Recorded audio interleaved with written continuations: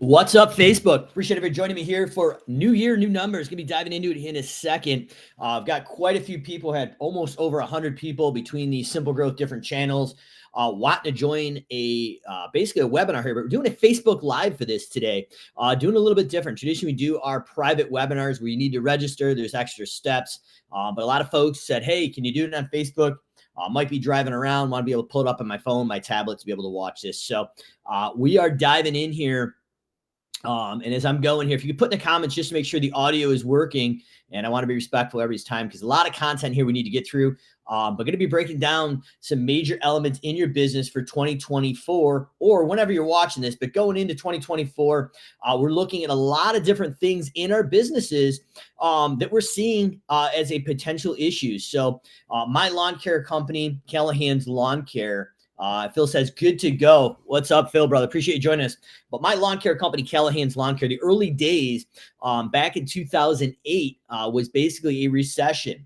And what we're seeing is the telltale signs in 2024 of a potential 2008 situation, whether it's going to be the same, the worst, or hopefully a little bit better. We want to have some things really built in our businesses. So what I'm going to do is dive in to 3 to 4 main areas of price, how to price your jobs, price matrices, raising your prices, job costing, and turnkey automations in your business. Right now, I had some really exciting news. We are now a certified partner with Copilot CRM, brought to you by Mike Andes. Obviously, we've been the OGs, the original gangsters of automations, job costing, price matrices over at Service Autopilot as well. That relationship is still great. But as we're continuing to grow the SimpleGrowth brand and diversify our offerings, I'm going to be touching on both platforms today, Service Autopilot and Copilot, for some of the job costing and estimating processes, how we build it out. And in addition, I thought it was really important as our SimpleGrowth masterminds and scale group, we do one-on-one coaching with folks to break 7 million or get their foundational pieces together, is lay some foundation today of what you need to be doing in your lawn care business to become an 8-figure CEO. The old saying, what got you here is not going to get you there. So I want to break down, in addition to this, by being conscious of time, what are the 6 areas in your business foundationally you need to build in your business to scale and grow, and how do you become an effective CEO from 7 figures to 8 figures, and give you kind of a taste of what we do at the SimpleGrowth Masterminds and our live quarterly events with our certified 8-figure business coaches and our certified 7-figure business coaches. So without any delay, it looks like we've got 12 or 15 people on the one stream I'm looking at. We've got more than a handful on my personal feed, and quite a few on the LinkedIn feed. So if you're watching this live, feel free to put some comments and questions in the chat, and I will get to those at the end if time permits, which it should.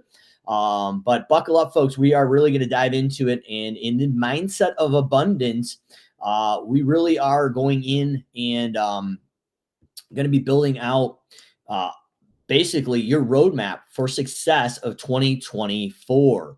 So as we're looking at this, I want to use the analogy of our Everest mission here. And what we find is a lot of business owners, including myself in the early days, now going on to scale our third 7-figure business here, is a lot of times we'll go into 2024 and look at this and say, well, I'm at fictitiously here at our base camp, 750,000 in sales, and I'm going to hit 4 million in 3 years, or end of 2024, I'm going to be at 1.5 million. The issue here is we don't have a structure of public awareness of where we're going and how we're getting there, and the ability to go in and delegate these numbers. And this all starts from the beginning of setting this vision, and as we call it, mission, not your traditional mission, but what are the missions to your summit of Everest here. We're going to be talking about how to set that vision, how to create a culture that aligns with productivity, and how to eventually become that 8-figure CEO. And within there, there's some very strategic things that we want to talk about today: price matching, job costing, make sure we're making money and be able to raise our prices with no motion. And how do we automate a system so what should happen always happens without the business owner or manager having to babysit the process. So without any further delay, we're going to dive into the main content, but I want to set a context of this Everest mission of creating public accountability of where we're at, where we're going, getting everybody on the team aligned, right down to your technicians, holding weed whackers and blowers on the team. And what we need to do, and we're going to dive into this a little bit later today, is if we're going from 750 to $1 million to 2.2 million to 3 to 4 million. At each one of these base camps, there should be some non-emotional things. We call them AMB, as measured by. And these are non-emotional metrics that we are going to be able to track inside our lawn care company for success. And now the weight of the growth and everything we're doing in the business does not rely on the business owner themselves. The team is going to drive this process, just like my leadership team at SimpleGrowth is doing this, and my leadership team at the lawn care company did this. And now as we're evolving our third company, Simple Estimate, with AI, that leadership team's starting to evolve. But that AMB, as measured by, you may say, Mike, what does as measured by look like in my lawn care landscape company? What I'm going to suggest is your AMB, as measured by, is the number of clients, number of revenue, obviously, and maybe the number of crews or employees. But if we hit those three metrics, we know we've hit our $1.5 million goal, or say our $4 million in several years. But want to get really clear, culture aligned with productivity. And that clarity is going to drive us to where we want to go. So I'm going to hop over here and get this slide deck rolling. So what we're going to be looking at today is price matrices, job costing, turnkey automations, and the 8-figure mindset and the 8-figure methodologies that we need to have as the CEO, because what gets us to $500,000 to $1 million to 3 to 5 to 10 are different skill sets. We're going to talk about how to do that. And as an added bonus, we're going to go in for our pricing and matrices. We're actually going to jump into Service Autopilot as a certified advisor and help show you how to build that out. And if you've adopted Copilot CRM as a certified partner over there as well, the first on the scene, just like we were at Service Autopilot, we're laying the groundwork for the partnership relationship with Mike Andes and their killer development support team. So that's what we're diving into today. Comments or questions, drop them below and I will answer them as I go. Or if time looks like it, I will just answer them at the end. Appreciate you guys going, but let's get to know each other. I want to make this interactive. And as we're being interactive with this, if you're not driving around in your truck or car right now doing estimates or salting or plowing, pop in the chat. What is the size of your business, revenue, number of employees, and are you lawn care, fertilization and weed control, design, build, and what do you want to get out of this webinar? Is it the pricing matrices? Is it the job costing? Is it the automations? Or is it you really want to take a look under and see the difference if you're not using a CRM or a software for your business? How do you build matrices out on a product like Service Autopilot or Copilot? And as I'm looking at these multiple streams, a couple people are saying, Mike, we're looking for automations. Other people here say, how do we raise our price? What's the methodology? Do we as a percentage or across the board, or do we look at each one separately? It looks like here. It looks like we've got a good size of businesses in here. Phil Whitman, about 650 for employees, pool maintenance and repair. We've got Joe on the other feed over here at LinkedIn, a little over $1 million with a good sized bench. And I won't point this gentleman out, but it looks like he's a little over 3 million. So looks like we've got some pretty good sized companies across the board here. We've got Dalton Lay, Lawn and Landscape, 600K, 750 goal for revenue. So Dalton has got a pretty good growth goal looking at this year. So Dalton, this is going to be perfect for you. So if you got time, I really want you to stay to the end of this because we've got the roadmap for you to get from that 600 to 750. And this is exactly what our 7-figure coaches do knee to knee virtually with people. We've just graduated 8 or 9 people from about $500,000, a little above that, to over $1 million in the last 4 to 5 months. But it's mindset abundance. I'm going to show you how we do it. Eric, what's up, buddy? How you doing? 1.8 million maintenance, install, weed control, and robotic mowing. Love the adoption of the technology. Eddie, about 400K, 3 employees. So perfect. We've got a good mix of folks. This will be all applicable to you guys where we're going. So as we're putting this in here and looking at these sizes of business, if you want to throw in the chat, what percentage of businesses are less than 1 million in revenue? So we've got a couple at 650, 400, a few others. We've got some like Eric at 1.8 and a couple of gentlemen that probably have 3 million plus on the call. All going to be applicable to you guys. Dalton says, very excited. Also enrolled for the Copilot setup and automations marketing with Christian after this. Awesome. So Patrick says 99% of businesses in the United States and Canada are less than 1 million. So Patrick, you're not too far off. The number that we are actually looking at here is 93% of all businesses, not just lawn care businesses, but small businesses, are under the $1 million revenue. And there is 5 to 6 areas that we have really dialed in and focused on that are the growth hurdles to break a million. And once you break a million, we're going to go in and show you what that 8-figure CEO mindset looks like to drive to whether it's 3 to 10 million, or just be effective at that just over that $1 million mark. So you guys are in the right place. And ladies as well, joining us here in the chat, you're in the right place. But as we're going in, I want to take a look at this sheet here. And this has been shown a few times, so I don't want to spend a lot of time in this.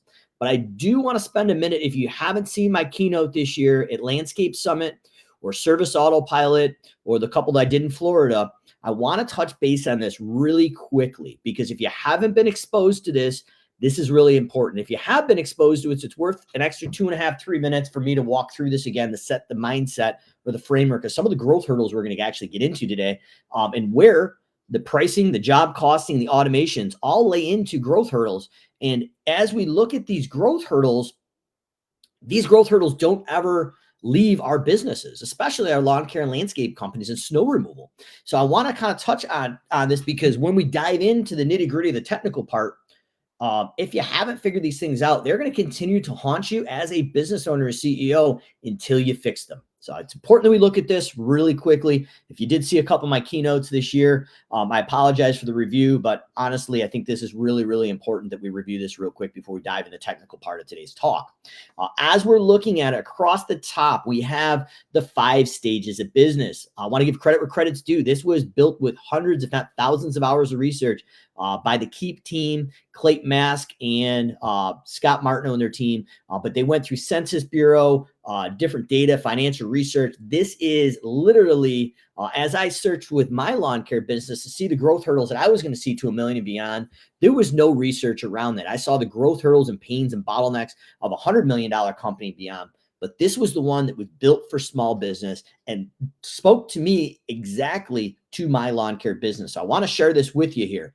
But as we're going across the top, we've got the 5 stages of businesses. Across the left, we have the number of employees, sales, number of businesses in the U.S. And the thing I want to look at is the biggest growth hurdle.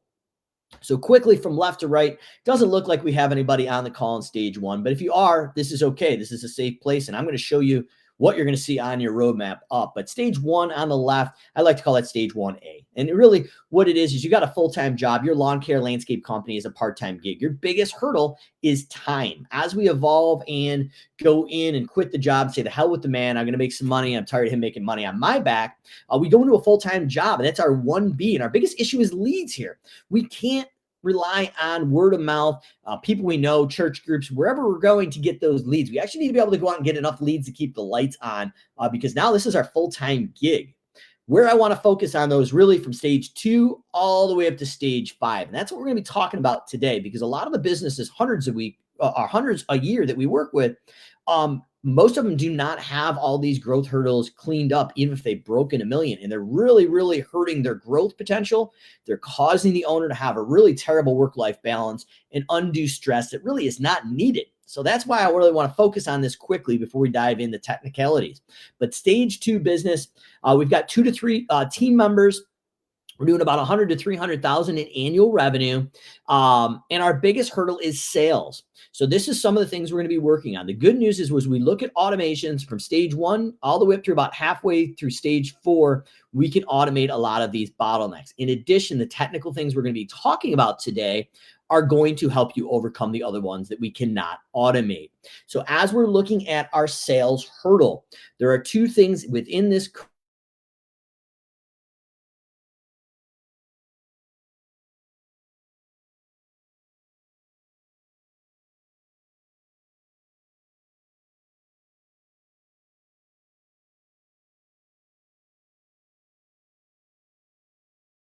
work. It is this teeter-totter effect causing chaos. There's not consistency. So in this particular area, we need to have a dedicated sales goal through clarity. Eric says we lost you. So hopefully I'm still here. Eric, if you still can't hear me, let me know. But it looks like we've got some folks still here live. But the idea here is we've got this teeter-totter effect. We're making a lot of sales. We're doing a lot of work. There's no consistency of accountability of sales. So we need to be able to go out and make these sales consistently. Second of which, we need to go out now once we have a blocked out time, part-time or full-time for these sales. We need to go back now once we have a solid cadence of sales. We need to go in and literally have a process for estimating, predictable, delegatable estimating, whether the business owner is doing it or hopefully delegate it to your office staff or virtual assistant halfway around the world. So that's something we're going to dive into for the technicality part of this call today, but I want to lay the overview. So we need to be able to go out and create predictable production rate based estimating on square footage, linear feet, number of small, medium, or large shrubs, whatever that variable is. But we got to have predictable, delegatable sales systems. As we go into stage 3, we're going to have 4 to 10 employees. Now, you may look at this and say, Mike, I've got more team members in that. You may be a little bit heavier on the team member side if you are more maintenance-based servicing, and that is normal in a lawn care landscape maintenance. Obviously, after doing this 25, 26 years, actually more than that now, if you're looking at my hairline, we have lived this, we understand these numbers, but this is a good benchmark. If your fertilization weed control, your numbers may be a little bit less than this, but idea this is a good average. But you're running on stage 3 between 3 and 1 million, and your biggest hurdle is marketing and service. So let's talk about the marketing piece first, because we're going to dive into that today, and I'm going to have a really cool download that you guys can grab about halfway through this. If you're on your phone, I'll give you the replay and you guys can download it, but I got a QR code there. But the idea is your marketing is we need to be able to have a predictable marketing system that feeds our sales funnel that we've just done with production rate based estimating with the full-time or part-time salesperson driving those sales. Jonathan Potoshnik of the Lawn Care Millionaire, co-founder of Service Autopilot, had the best analogy. I want to give credit where credit's due. But Jonathan said, imagine if you have this vending machine and all your perfect clients are inside it. And we know for every $100, that's what it costs us to acquire a client. For every $100 we stick in the vending machine, our perfect client kicks out. That's what we need to do to go in and actually break through this growth hurdle as a predictable way. So every X amount of dollars should net X amount of leads, a protectable closing ratio, and a client acquisition cost. So we're going in and we can go out and scale non-emotionally. In addition, after we tackle the marketing piece, we have a service issue. Business owners now going out hiring people that they don't know, and these people they don't know are going out and servicing these properties for the lawn care, landscape, snow removal. But between 4 to 10 employees, the business owner cannot be in every job. So how do we create simple services that are predictable, scalable, that do not revolve around the business owner? We're going to talk about that in the 8-figure mindset of a business CEO here. Stage number 4, we're going in. We've broken that magical mark. You are in the top 7% of all lawn care businesses, but all small businesses in the United States. So congratulations to Eric and a couple of the other folks that have broken that $1 million mark. You guys are elite businesses. So if you haven't graduated past that, if you graduated past that $1 million mark and you haven't taken the time to celebrate that, take a few minutes this weekend and enjoy that. Celebrate that with your team. That is a massive, massive milestone. And I will tell you, doing it twice and going on the third time, it takes a lot of work. And I think a lot of us as business owners get past that finish line or get close to it and start looking at the next goal. So I recommend, congrats to Eric and the other ones who've broken $1 million. We need to look at that and celebrate that. But as you break that $1 million mark now, you're between 1 and 3 million. You got 11 to 25 employees. Like I said, on the maintenance side, you may be a little bit heavier on that, and that's okay. But your biggest hurdle right now is people and systems. So we're going to go back from stage 3. The business owner now has hired people they don't know that are in field doing the work. At stage 4, the people that the business owners hired that they don't know, now the person that they've hired that they don't know is hiring people they don't know. So we need to go in and create people systems, how to create culture and get really clear, like we saw in our Everest mission, of where we are, where we're going, how are we measuring it, how do we create culture with productivity and ownership. In addition, we need to create systems, and hopefully our service makeup in step 3, our stage 3, has created a simple business. We're going to talk about this a little bit more later today, but along those simple services, how do we create systems that delegate predictable standard SOPs, standardized operating procedures around the services in the field? And on the flip side, how do we create systems and processes that are delegatable and predictable in the office as well? And finally, we go to our stage 5. That's going to be our $3 to $10 million business. That's our leadership and culture. And what I'm going to suggest is that growth hurdle really starts now around stage 4. We're going to talk about becoming an 8-figure CEO today. And that 8-figure CEO mindset from $1 million to 3 to 5 to 10, the leadership skills, folks, let's believe it, as the business owner, the CEO, as you're watching this, your skill set from $500,000 to $1 million to 3 to 5 to 10 is going to change. What got you to $1 million is not going to get you to where you need to go. So we're going to talk about what are the fundamental things as a leader or a visionary CEO that you need to do to go out and scale that business. And finally, culture. We're going to get really clear on our vision. We're going to get really clear on our core values, how we go out and hire, fire, and eventually, hire, train, and eventually fire to those core values, and how to create a cultural alignment of the culture and productivity and growth. And now we can empower our leadership team to grow and scale the business without the business owner being the bottleneck. So that's what we're diving into. I want to take a few minutes on that because this is the foundational thoughts of all the things of matrices, job costing, and automations. A few other things we're going to dive into, as well as the CEO mindset of an 8-figure business. So what are the 4 areas holding your business back from dominating 2024? There is 4 key areas after working with hundreds of businesses each year with our scale group, with the one-on-one coaching, and then our masterminds, that I see as a particular issue really hurting all of us, including myself, along the way here, scaling SimpleGrowth as our road to 4 million. But we fumble to commit. And what I mean by fumbling to commit is we fumble to commit to get very focused on the services that we need to be providing. What is our ideal client avatar? And if that doesn't make sense, a great example with a lot of the customers that come in and do these CRM setups, such as a deep dive or a Copilot or service autopilot setup, is they will come in and they will literally have 100 to 120 services in their software. And not only that, but they're not sticking to the actual clientele that they need to be servicing. So they're trying to service residential, commercial, industrial, government contracts. We need to commit to a certain client avatar and create predictable and simple services that can go in and scale through the stage 3 and stage 4 business hurdles. We need to commit to what our client avatar is, and we're out doing an estimate. We're not trying to sell tree service if the availability for stump grinding is there, if we're literally a lawn care maintenance company. Go in and be very particular in 2024 to the services that make you money and stick to them. Not saying you can't subcontract them out, but your internal team needs to be able to commit to your core services, predictability and scalability and profitability in 2024.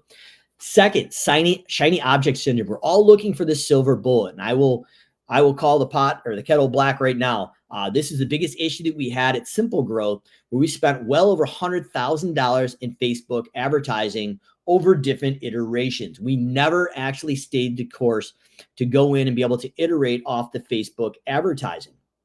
We hired SDRs. We tried different sales tactics. We tried 10 different things. Every time a new shiny object or silver bullet popped up, we tried to actually focus in on that and try it, but we never stayed the course to iterate off an A/B split test and actually say this works or this doesn't work. Recently, in the last 12 to 18 months, we stayed the course with Facebook advertising. We got our lead acquisition cost down to under $2.50.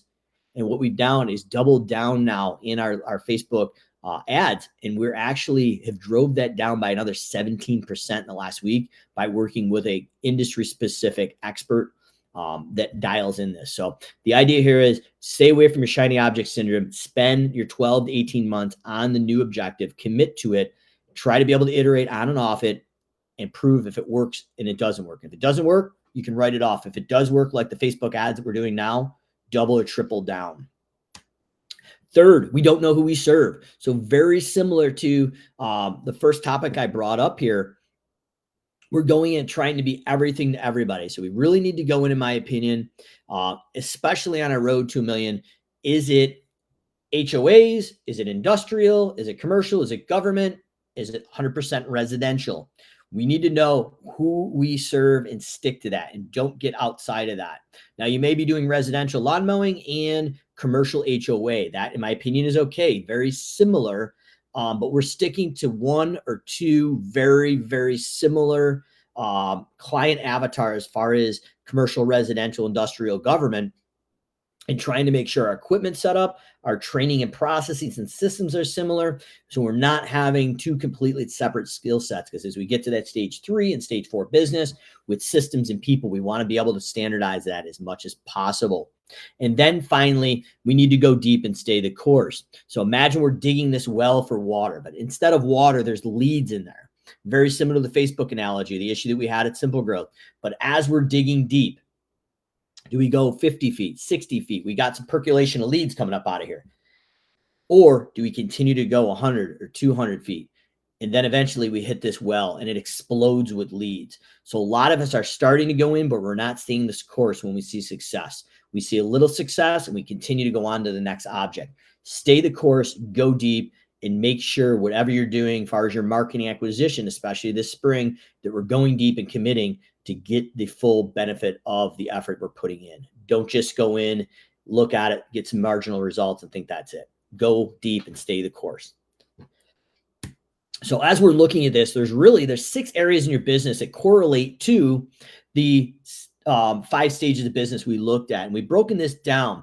In full transparency, where this came out is with the SimpleGrowth Masterminds, you've got to be $1 million plus company to go in and get in the room, even qualify. About 20 to 25% of people that apply get turned down. You got to be the right person. But as we got these very successful 7-figure business, $1 million plus companies in the room, we assumed that all of them had these 6 simple steps, or at least 5 of the 6, really dialed in. And what we found between the masterminds and our other clients that we're working with doing setups and deep dive, that not all the businesses had figured out those bottlenecks in the 5 stages. They were able to drive through sheer grit and determination, put their head down and get through it. But it was still dogging the owner. Like they're getting sucked back, staying up late at night, wondering why is their business driving them nuts. So what I did is I flew out part of our coaching division. We spent 2 days and literally looked at what are the 5, now basically 6 steps that need to be dialed in around those 5 stages of business, particularly for a lawn care and landscape company to be successful with those growth hurdles. And I'm going to dive through those quickly. And then as we get to each one of those, I'm going to dive into your pricing matrices. I'm going to dive into your job costing. I'm going to dive into your automations. And then eventually the end, I'm going to dive into the effective leadership of a CEO going to 8 figures. But basically these 6 steps is really being able to work on your business at least 4 hours a week. I'm going to suggest 8. 4 hours a week is only 10%. Strategically, as we look at it, we really want to be able to spend, the business owner, spend 20% of their time working on it, not in it, as Michael Gerber would say. And I'm going to dive in to show you exactly what I work on as a strategic CEO to make this work. Second part is I want to get our finances in order. I'm going to talk about business and personal finances and how that all plays out. We're going to dive in to figure out what your break-even numbers, what it costs you to operate, and how to take your break-even and what you're charging per division and drive that into a matrices situation in Copilot and SA. How to build a simple business that is scalable, that doesn't need the business owner, not 150 to 200 services by any means. How to hire A players. Believe it or not, there really isn't a labor shortage. And I thought there was in the late days of Callahan's lawn care. But there's a mindset shift, and that's part of our 8-figure CEO mindset and strategy of culture. I'm going to talk about how to actually get a surplus of people wanting to work for your business. It sounds crazy, but those 5 or 6 guys I was talking about that went from under $500,000 up to over $1 million in like 4 to 5 months, maybe 6 months with our coaches. A lot of these guys use these strategies and were actually overstaffed. So we had to really lean on the automations to get some work. Sounds crazy. You can believe me in a few minutes when I show you. And then we're going to go in at scales. How do we go in? And now that we've got the foundations in there of finances, being able to work on the business and set the vision and strategy, and have the employees, how do we go on scale marketing acquisition? So I've got a really cool download I'm going to let you guys grab from this Facebook Live, how we actually build a marketing plan with no emotion. And I'm going to talk about some really updated ideas on Facebook and offline and online marketing objectives later today. And then finally, I'm going to go in and talk about how to lead as an effective 8-figure CEO, or how to at least get the mindset as you scale to $1 million and beyond. So hopefully that sounds exciting here, but we're going to dive into this here. So as we go into it, the first step, number 1, is to be able to work on the business 4 hours a week. Once again, that's only 10% of your time. Ideally, as we evolve, we want to be working 20% of the time on the strategic areas. And a lot of people say, Mike, what does that look like? Well, I'm going to tell you what it doesn't look like. First is it isn't going out and doing estimates. It's not answering the phone. It's not doing quality control. It's not going out and training your guys or girls in the field. This is literally working on the strategic things that are going to move the financial success of your business and building the bench of employees that are going to want to go out and grow and scale your business. So this is literally right out of my playbook, and I'm going to show you how I block my personal schedule to make this happen. But what I do right now at SimpleGrowth, and just an extension of Callahan's lawn care, is weekly one-on-ones to support the leadership team. We've empowered the leadership team, so now we have a weekly one-on-one to go in and let them know let them express what they're working on this week, what they're going to be working on next week, what are their hurdles, and any recognition for really good team members so we can recognize them. We're going to go in and weekly review our budget versus actual in QuickBooks. We're going to set a budget up in QuickBooks or Excel and literally look at that on a weekly basis. Where are we at to the goal, percentage of time left, percentage of excellence, or basically lack below. We're going to look at our upsells or expansion sales forecasts. So we're actually going to set a budget of not only new sales, but upsells to our existing clients. What is our conversion from one-time sales to reoccurring sales? And also have a goal around one-time and upsells off one time. We're going to look at some of our stats of weekly client acquisition versus the goal. So if we're going in at having 100 clients this month, and we're 50% of the way through, maybe we've obtained 60% of that goal. So we've attained 60% of the goal with 50% of the time. So obviously that would be a benefit. So we're going to be looking at those metrics. And we're also going to look at our client acquisition costs. So as we go into a marketing part here a little bit later today, we're going to go in just like the analogy of the vending machine that Jonathan talks about. If we know it costs us $100 for a new client, we budgeted for that. Where are we as a budgetary area? So if we're gaining clients at 75 and we budget 100, let's double down. Or if it's costing us 150, we budget 100, let's take a look and see what's working and tweak them, or double down on the cheaper client acquisition. And we're also going to be looking at our client cancellation to budget, and potentially our NPS, Net Promoter Score. If you're using the automations of SimpleGrowth, even if you're not, I'm going to show you what that looks like, how to track that, and eventually push them out to social reviews. So those are going to be covering those areas of price messaging, job costing, marketing, and automation. So I want to lay some foundations before I get into the technical stuff. Traditionally, I dive right in. I want to give you a high-level overview before we get real technical. And a lot of folks are like, well, how do I take and block out that time on my calendar to work on the business 4 hours a week at a minimum? And I don't care if it's 4 hours one day, it's an hour each day, it's half hour here, half hour there. Eventually, we want to make that 8 hours a week, the 20%. But this is exactly what I do in my business. So these blue areas here are strategic time. And this is G Suite for Business. So this is my personal calendar here. But off to the right, you can see I've got different areas of live events, strategic time, client calls, personal development, kids and family, leadership meetings, one-on-ones. These are the things that I'm doing, and they're color-coded based on strategic and non-strategic work. I do include the family stuff on here because it's one calendar where I can manage all my time. My personal assistant, Andrea, runs this for me, and she actually does communicate with my wife, Sarah, to make sure that the schedule is being run. And that's where we start to utilize other people to work on making sure this time blocking for the CEO is respected. Now, you're going to see some other things here on the right. This green area here, and traditionally Dylan is over here as well. Those green areas are my one-on-ones with the leadership team. So there were time blockings. We're doing all our one-on-ones in one area.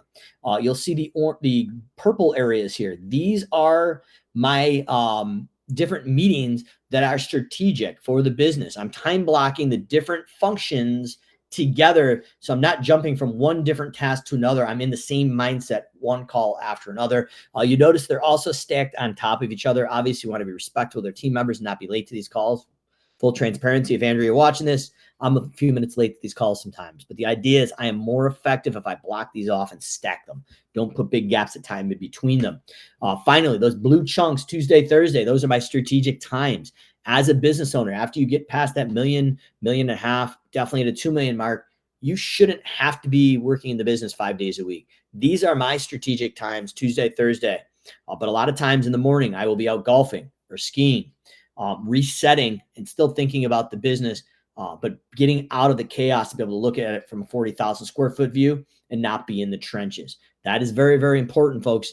And some of the biggest growth and development has happened on those Tuesday, Thursday blocks. But if we're going in and we're setting up an annual quarterly planning, and there's certain objectives that the business owners are reliable for or should be doing, we can use those times. We've documented the time. But that's I want to give you a little insight of my life as a CEO, how we do it and how you can do it in your business as well. Start with 4 hours a week. Ideally, you want to get to 8 hours at 20% strategic time.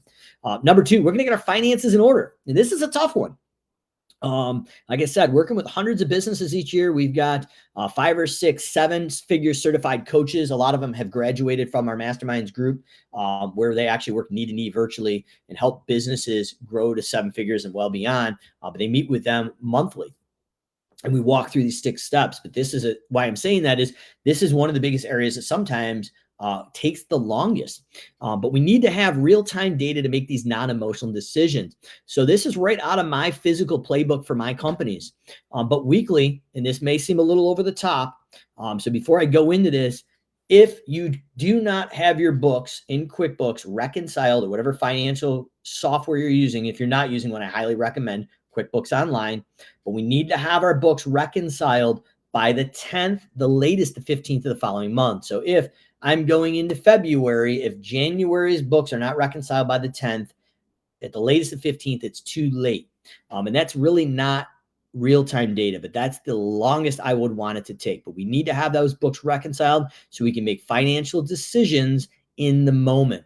So what we do at SimpleGrowth is Tammy, who's been through all the time with me through the lawn care company, as well as now SimpleGrowth and Simple Estimate. Tammy reconciles our books at least twice a week. So I have live data on our budget versus actual within a 2 to 3 day span. So I know exactly where we're at. So that being said, weekly, we do a reconciliation of our bank account in QuickBooks. We reconcile our credit cards and we pay those off weekly. We use those for the airline miles and the credits or the cash back, but it's not a financing tool. So we need to make sure those are taken care of, reconcile and pay those off. We meet with the finance and billing team. So before this webinar, every Wednesday, whether I'm there or not, but I met with the team today. We review any of the financial questions around billing, past due accounts, anything around billing and financials and collections. It's flushed out at least once every 7 days, and we force the team to get together and talk about it and support each other. And finalize, we standardize the overdue invoice procedures that we are reporting out on those weekly calls. Now, monthly, we do a final reconciliation of QuickBooks because we have subcontractors in most of our businesses or vendors for our equipment that we may be getting a monthly invoice. We go in and get that done and cleaned up by the 10th of the month so we can really see what it looked like and we can make some iterations off it. Twice a month, anybody, if you put in the comments here, anybody familiar with Profit First, Mike McCallowitz? If not, big book you want to see, Mike McCallowitz, Profit First. But the idea is we don't follow Profit First 100% to the T, but really what we're doing here is twice a month, we go in and take a projected profit. So currently in most of my businesses, that's about 38%. So if we made $100,000 this year, this month in profit, we would multiply that by the 38%. And that 38% goes in a separate savings account for our projected taxes. If you're charging sales tax, you're also going to be putting that into a separate account. We take distributions and profit for the owner and take that percentage of the profit. We put those in separate accounts. Same idea as Profit First says. The Profit First is going to the business owners. We need to be able to put that aside because otherwise we're never going to pull it out. It's going to get burned somewhere. And then twice a month, we do the profit and distribution in there. And then also twice a month, we go in and take a percentage of the profit and put that into our emergency fund. So it's not enough just to have our 3 months of operating capital in case we hit a rough spot. But once we have that, we start to put this in another basically war chest, as Jonathan Potoshnik used to call it. But this war chest is the cash that we used in 2008 to go down and literally dominate and crush our local market. We were able to pull an extra $75,000 to $80,000 in marketing funds over a month to a month and a half and literally dominate our market. So the idea is if we go into 2024 and we hit the same thing in May or April, or February. If we have that cash on hand, we can double down when our competitors contract. And we're starting to already see that, folks. So if you're not getting that cash war chest, highly recommend transfer a percentage of your profit in the cash war chest, separate savings account that's living outside of probably your existing bank where your operating account is. So next thing we do is want to get our finances in order. And part of that step of getting our finances in order, and I didn't really hit on it, but I do also want to touch on, we want to make sure our personal and business finances are separate. We aren't robbing Peter to pay Paul. So if you've got an RV or a boat or something crazy like that, get that out of your business account. Don't be spending money on your business credit cards or paying loans out of the business. It should be a personal draw or contribution, depending how you do it with your tax accountant. But we want to keep those separate because if you ever go to sell your business, you go to get a line of credit. If there is that overlay, it is going to hurt you.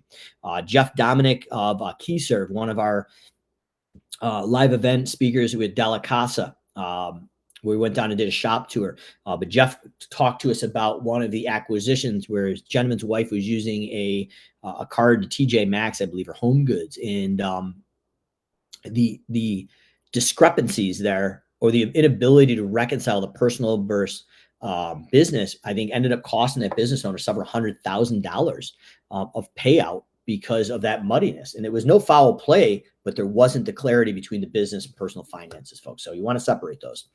Final part here is we dive into really part of the main part of production rate-based estimating job costing here as the next screen or two we're going to hop into.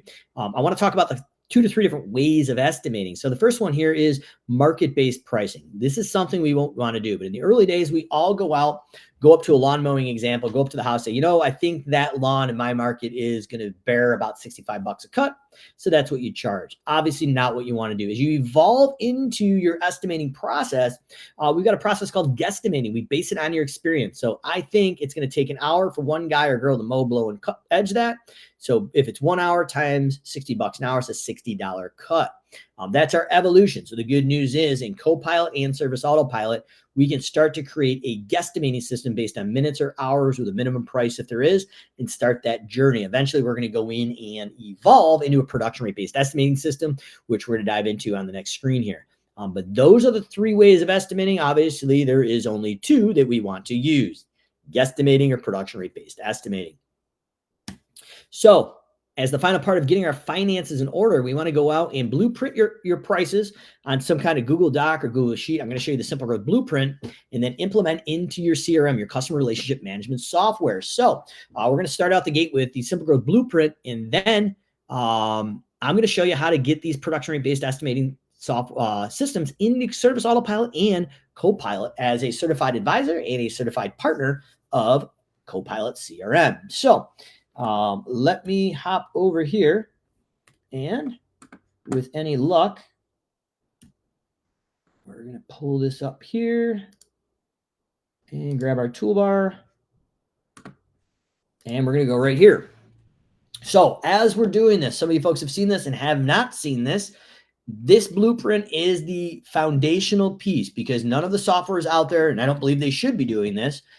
They don't tell you your projected profit and your profit percentage. So I'm going to look at 2 examples, one with production and no materials, and one with materials as a fertilizing example. Show you how we break this up, make some assumptions. How do we come to a break even, what it costs us per man hour break even for the financial piece? And then how do we get that quickly into those softwares foundationally? So first thing I'm going to be looking at probably is a financial break even. So I highly recommend going out to your industry specific consultants to do this. But on a very high level, I'm going to show you a very basic way that we can break out our break even per man hour. And we help people do this in our deep dives and setups. But first thing we're looking at is how many hours of production happened in the field, let's say last year. So if we had 15,000 hours of production only, so clock in from the shop to clock out, production only in the field is what we're looking at. We'd put that in there. It does include estimators, office staff, just production, revenue generating. We're going to look at our total expenses. So our COGS account, our expense, add them up, total expenses for the whole year. And what we're going to do is take our materials and subs, we're backing those out. We're going to add in our debt service of the equipment loans because that is a silent killer. Our equipment loans, long-term payables live on our balance sheet, not our profit and loss. Once again, not uncommon When we go to step 2 to work with businesses, a business owner may say, oh, I made $150,000 this year, and they're looking at their profit and loss. But we look over at their balance sheet, the actual cash that they made, maybe they spent $100,000 in equipment loans. So really the net cash at the bottom line is only $50,000. So it's very deceiving when we start to look at bank account accounting versus the actual physical accounting in QuickBooks. So we want to build that into this equation. And what we're going to do is when we do this math equation, we've come up with a break-even number. That's $61.60. That's what it's costing us per hour to operate. So each time somebody clocks in, do they clock out of the day, per hour it costs you $61.60. In this fictitious example, and this company said, hey, Mike, I want to be charging $75 per man hour. So the difference is our bottom line profit. So as we're talking about estimating, we were working with a client last few days, and this is a question that came up. Do you have a minimum price? And this is going to lead right into our estimating process, production rate. But do you have a minimum price to show up? Now, you may not, but things that we're looking at as far as maintenance, like spring and fall cleanups, shrub pruning jobs, this is something we really want to talk about because, and imagine this scenario, we've got a 2-person crew and they're working a 10-hour day. So 10 hours times the 2 guys on the crew or girls on the crew times our break even, it is costing you $1,232 break even. That's what it costs you to operate that crew for 2 guys for 10 hours. So in a lawn mowing or a shrub pruning example, how many, if I was asking you, how many pruning jobs on average in a residential scenario could you do in one day? Most people are going to say 2, maybe 3 with drive time. So in my opinion, you really, as we build this matrices on that screen, we need to think about what is our base price? Because if I can only do 3 jobs maximum of a day, and my billable rate here for 2 guys times 10 hours times $75 an hour is $1,500. My base rate really is taking 3 and dividing that into the 1,500. Your base rate in that scenario to preserve your profit that you're projecting really needs to be $500 per pruning job. I don't care if you've got 1 bush down by the mailbox that's a boxwood that needs to be trimmed. But if you're making a separate trip out there and you have a dedicated crew in this fictitious example, which is actually very realistic, you need to be able to go out and what we're doing is really selling blocks of time. But to go out and do a minimum show up for some of these jobs for 75 or $100, what you're really doing is really starting to erode the financial stability you potentially set up. So I want to set some context to that before we build these matrices out. And feel free to put some comments or questions down below. I'll answer these at the end. I'm right on pace so far, but we'll probably take it right up to an hour and a half with the Q&A. But the idea here is that we've set some foundations of finances, what we're charging per hour, our break even. And the other question that always comes into this before we jump into the blueprint and build this out is, Mike, how do we handle the non-billable drive time? Well, on average, maybe your non-billable drive time is 19%. That 19% non-billable drive time or 20% non-billable drive time is built in right now to that 6160. So if your non-billable drive time doesn't go up as a percentage as you grow, you have already mathematically covered the non-billable drive time. So we are not covering the drive time in the budgeted time when we hop to the next sheet. The budgeted time is only going to be based on 1 person on a crew. And then both softwares that we're looking at are going in. So as we're going in, we're setting the, all right, lost train of thought. So as we're going in, we are going in and setting the budgeted time based on 1 person on the crew. Both software, Service Auto, Copilot, when you dispatch, are going to adjust the budgeted time to how many guys or girls on the crew. We're not including drive time. The only time we may include drive time into the budgeted time is a project or construction job that lasts multiple weeks or months.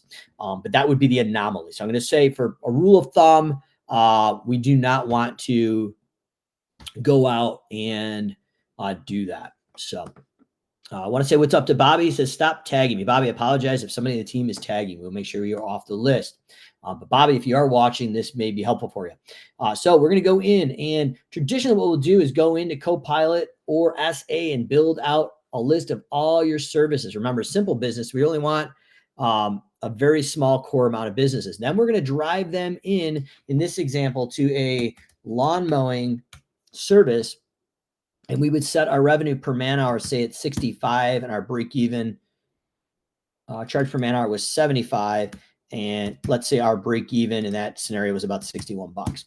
But we're setting each division up. So this would be our maintenance division. This would be our fertilization and weed control. But each division now is going to have a particular break even number and a revenue per man hour goal. So once we set up all the services in each division, we're going to go build out some matrices. And this is how we're going to set them up before we get them into Copilot or Service Autopilot. So in this example of lawn mowing, in this particular division, I'm going to say that we're charging $95 an hour and it's costing us 67 break even for time. This does not include product, obviously. So we've got our lawn mowing and I've got our custom field of turf square footage. So we've evolved into a production rate based estimating. So measure the turf, it spits it out. First question is, what is the base price to show up for the lawn mowing? So if we use 65 bucks as a baseline, we would plug that in. Second question is, what is the maximum area that's included to mow, blow, and edge for 65 bucks? So maybe it's 4,000 square feet. So we type that in there. The next piece that we'd want to look at is, remember, it's based on one person. Not if you have a two-man crew, it doesn't matter. How long is it going to take for one person?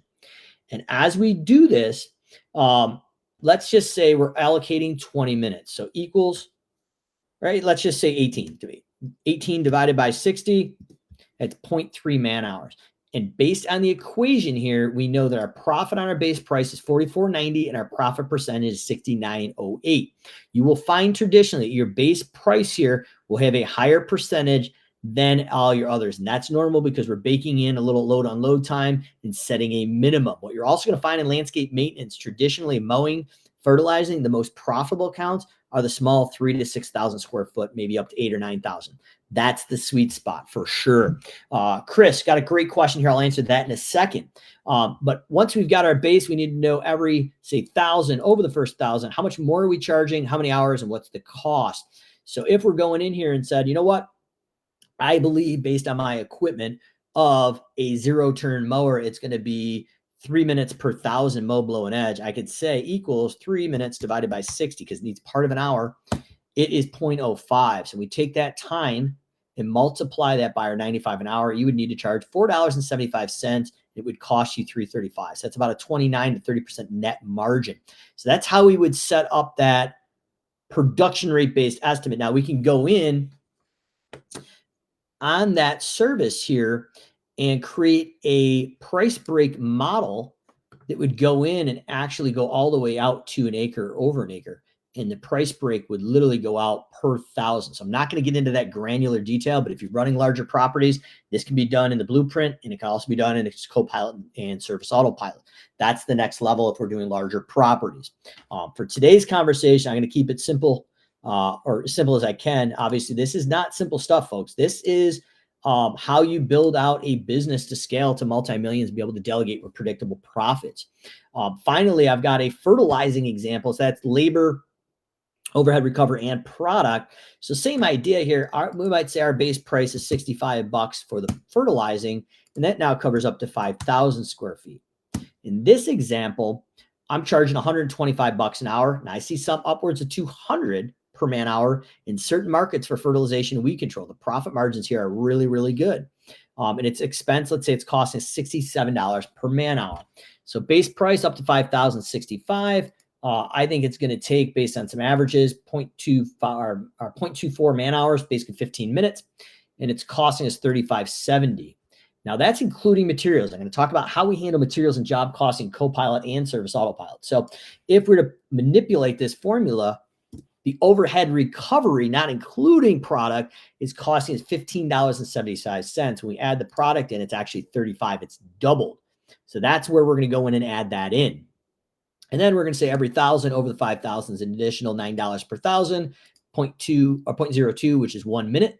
You traditionally would see something like that on a ride-on Permagreen, X Marker Toro, and it's costing $5.33. So you've got about a 45% net and a 40% net profit there. Ideally, we want to see both of those numbers closer to 45 to 46% net as an industry benchmark for net profit.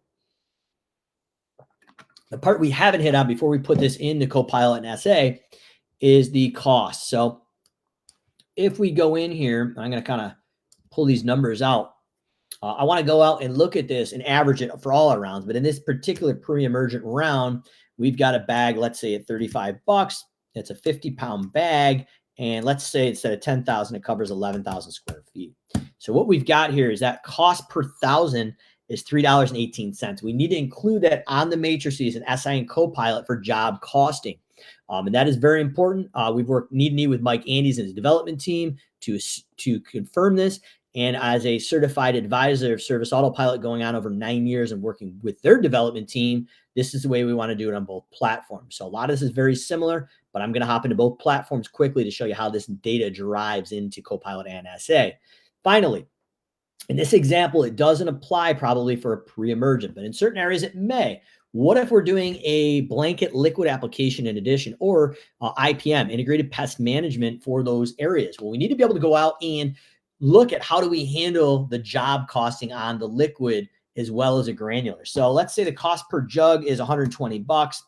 It's got 110 ounces in the jug, and that jug on average covers 120,000 square feet. That's probably somewhat very reasonable what you would see on a liquid product here, minus a fungicide.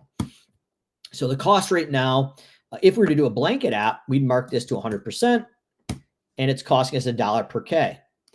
If we're only doing IPM, integrated pest management spot spraying, and we're only going to spray on average 20% of the yard, now it's not going to be perfect, but we want to ballpark it, that's 20 cents per thousand. So as you add these two up, our cost per square foot is $3.38. And that cost now is driving into our break-even cost for our base price and our overages. And once again, we can do this in a price break model for fertilization here and drive our costing through our calculation. So the idea is we're going to use something like the SimpleGrowth blueprint. You can make it your own, obviously, but in the mindset of abundance, I want to show everybody how we actually do this. Lift the hood. We work with companies all the way up to 25 to 30 million in the same exact process. So whether you're at $500,000 or several million, 10 to 15 to 20, this is a scalable process. But we're able to calculate the product and drive the predictable profit and profit projection and look at our production per thousand and our charge per thousand. So that's what it looks like at scale when you do a price break model, which can be entered in the Service Autopilot or Copilot. So as we go in here, hopefully I can find my tab, and here we are. So we blueprinted it. We're not building a house without a blueprint. We're not putting random doors and windows everywhere. Same thing with your service matrices. We are not building that without a tool to do that. Now, the cool thing is when you do this, it may look like double entry, but it's not. So let's say our break even here at 67 jumped up to 75 next year. This 2010 now jumped up to 2250. What you've done is created a tool that can be delegated to your team or virtual assistant to do all the data entry as well. So this is where the rubber hits the road. As it's the first tab here, I am going to go into Service Autopilot. Then I'm going into Copilot CRM. First thing we want to do is build out our matrices. So I'm going to dive in here as we would as a certified advisor and go into my test account. If you end up working with SimpleGrowth as a certified advisor of Service Autopilot or a certified partner of Copilot, we can log in the back end with your permission to actually help you set this up and build it out and train you how to do it. But like I said, we're going to show you how to do it yourself. All right, so we're going to go into our gear icon. We're going to build out something called a custom field. Going to be the same exact workflow steps, just a little bit different in each software. So like I said, SA first, Copilot next. We're going to go in. We're going to take our custom field of turf square footage. We're going to copy that bad boy in here. We're going to associate it to the customer. We are not going to associate it to the property. Otherwise, this custom field will not show up in your reporting. And we're going to make the value type a number. So I'm not going to save this, but this is the first step. Second step, gear icon, services, add a service. And we're going to take our service of lawn mowing, put that in. We need a service. We need a code. We need a service mode, which is per unit. An invoice description. We are going to go in and put this under our account here. If you're using classes like winter and summer or maintenance design build, that's going to be really good for your accounting. If you ever have separate P&Ls based on the division, estimate description for time, I'm pasting that in. Rate matrices. Calculation, we're going to go quantity, rate, times visits, and custom field is going to be our turf square footage. In this test account, there is probably a lot of them, but we'll grab this guy with the emojis. So from 1 to 4,000 is 65 bucks. I'm literally transferring these numbers over from the blueprint because we've actually figured out our break even, our charge per hour, and our profit percentage. Budgeted hours is 0.2 or is 0.3, and it's costing us 2010. That's how we build it out. These this is the first 5 lines line up to these top 5 lines. These bottom 5 lines now line up here. So every 1,000 over the first 4,000 is an additional $9 and 0.02.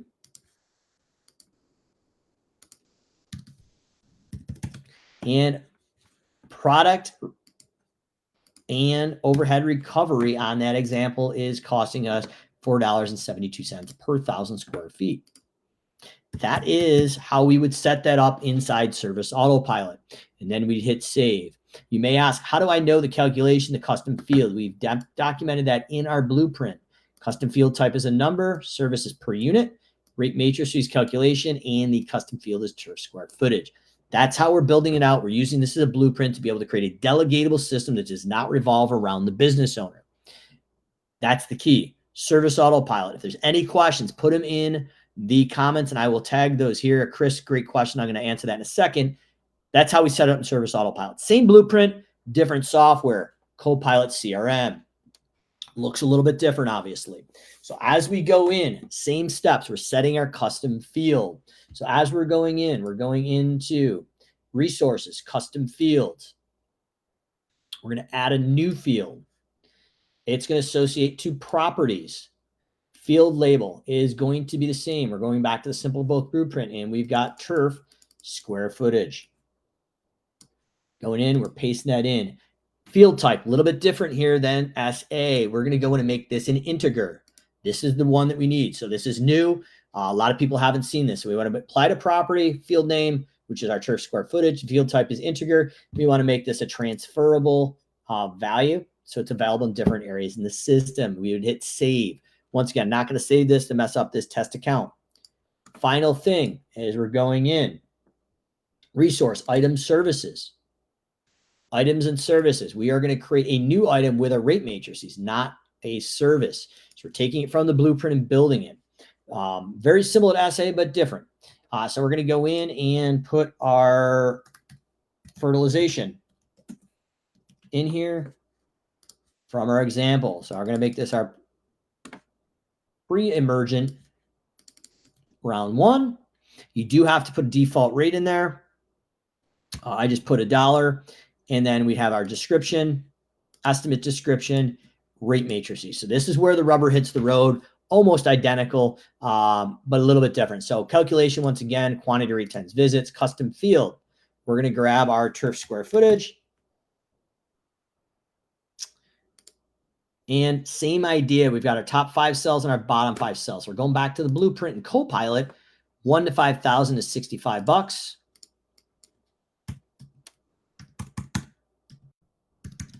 Budgeted time from the blueprint, 0.24 and 3265 growth. 3562. And then every 1,000 over the first 5,000. And I know that based on the blueprint here is an additional 9 and 0.02 time. It's $9.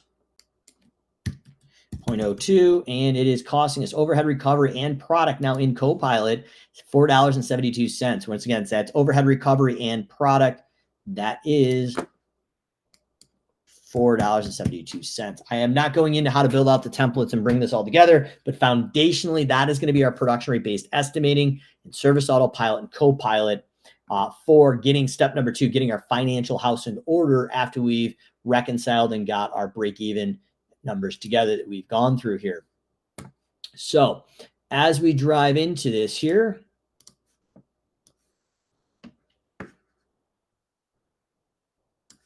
we are going to dive into the next piece of the puzzle.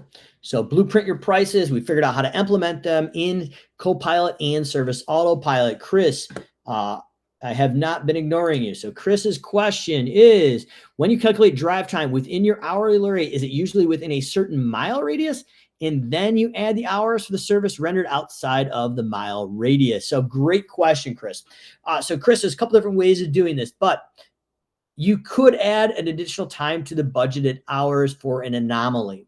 But from a financial standpoint, long as your average drive time hasn't gone up as a percentage from year to year, it is going to be included in your break even number. And what we're really looking at is we're looking to budget and job cost the on-site performance, in my opinion, because there's going to be two, maybe three reasons why things get funky with this equation. So the first of which is it is operator office error. The routing and density is not being done the way it should be, and we're raising the percentage of non-billable drive time. Second, which is most common, and Chris, I'm going to hit your question, the third part of this. Second is the guys that stop at the gas station, cigarette breaks, driving across town for a cold drink on a hot day, and they're killing your route density. Thirdly, we're going into an area where Chris may be suggesting is we're going into a new area and we don't have the route density. So we're not as fluid and we have more non-billable drive time. But the thing that, in my opinion, Chris, is we may be able to, on an average, budget for that in as a percentage of increased time for those jobs and raise the hourly break even projected to cover that. But where I'm really concerned about is the on-site time, because are we hitting our goals and are we profitable in that new area? And back to step 3 over there of the main things is knowing your ideal client avatar. Part of the avatar could be specific setups of properties or efficiencies. And if we've gone into a new area that doesn't have similar efficiencies, we want to be able to job cost and be able to make sure we're staying with that client avatar. So hopefully that makes sense. But basically, if they're really outside of the radius, you may be able to add some time in. But from a budgeting standpoint, it's already built into your numbers as long as it doesn't raise as an average. I really want to know if we're profitable on those as well. So, Chris, great question. Any other comments, questions, drop below. Going to have some time here at the end when I wrap it up to answer those questions as well. Make sure you hang into the end because I got a couple free goodies because I'm feeling generous today. Let's give some stuff away to help you build 2024. All right. So as we go in there, in Service Autopilot, very similar in Copilot, we need to go out and take a look at our job costing data. So on the left, we're looking at labor and labor burden. So that is going into some of our job costing reports in Service Autopilot. And as they evolve in Copilot, from my understanding, it will be a similar number that you're going to need. So I want to flush this out for us here. But labor burden is going to be your FICA, unemployment, workman's comp. If you're in Canada, this stuff's a little bit different, but there is a number that you need to get. Very similar than states. But it's a fictitious example. It's a 19% labor burden. So if we have an hourly rate of $16, when we add the 19% labor burden, the hourly rate with burden is $19.04 and $28.58. So under the payroll job costing tab over here in Service Autopilot, we need to be adding in their hourly rate of 16. And then under the costing information, this is labor with labor burden. Why this is important is Service Autopilot right now, when they clock in and out of the jobs, will tell you the direct cost for the exact employee on that job, labor with labor burden, and it will show you the indirect cost, that non-billable drive time. So this ties into Chris's question. And it looks like Eric's question as well. So Eric, what's up, buddy? I'll answer that question in a second. Idea here is, though, for proper job costing, we need labor and labor burden on all our employees. If their salary, back in on average what that would be in the costing, in my opinion. So as we're driving this here in one of the screenshots, I'm going to show you where, when we go to raise our prices, where some of this data lives to get some non-emotional. So let me answer Eric's question here. Drop that up. So Eric says, what about multiple crews? Say one crew has a bunch of driveway due to the location of all the different properties covered under one contract versus another crew that averages 10 minutes before 10 minutes between properties.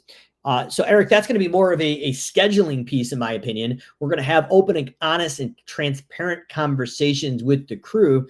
Now, if we're doing public accountability, budget versus actual, Eric, your typos are just like mine, brother. So I got you. Drive time is what I've got. A bunch of drive time due to location. So I think from a job costing standpoint, Eric, I'm going to keep the budgeted time as it is on site if we're trying to build route density there. If it's an anomaly and we just like go 45 minutes out of the way for this property, then at that point you may want to include it. But really, I just want the clarity of the drive time to be out of it so we can job cost the profitability of the particular job. But if it's not in your local nucleus, then I think that would be the one-time exception. And Eric also said, could you have a rate for the crew that has a bunch of drive time versus one that doesn't? Yeah, so there is the ability here. So if we go into a job, service autopilot here would be probably the best one. So we have the ability here in sub and child services, if we want, in one of our test account examples, I have this actually built out, how to do that. So this is our parent service of mowing. So obviously there's fictitious pricing here, but let's say it's a 5,000 square foot lawn, $30, 0.4 man hours cost. That's coming from our matrices. These are actually postal codes or areas in my market. And we were able to go in and take a look at this. So if we did want to charge extra, I did some testing on this. Let's say we're in this 14534 zip code. If I put the number 1 in there, it calculates another $8.09 and another 0.16 man hours. So that's how you would handle that anomaly. But ideally, if it's in the nucleus, we don't want that drive time. But Eric, good question, man. I appreciate your insight in here. And if there's any other questions around it, feel free to pop them in there. I'll look at those later as well when we wrap this up. But hopefully everybody's finding some value here. This is what it takes to scale that 7-figure and beyond business here. So as we're looking to raise the prices, a lot of folks are just doing a percentage across the board. And in my opinion, that's probably the craziest thing you do, unless you're doing fertilization weed control and you have a 5 or 6% increase in product, then that may be applicable. But what we find is when people do a percentage increase across the board, what they're doing is alienating the most profitable clients.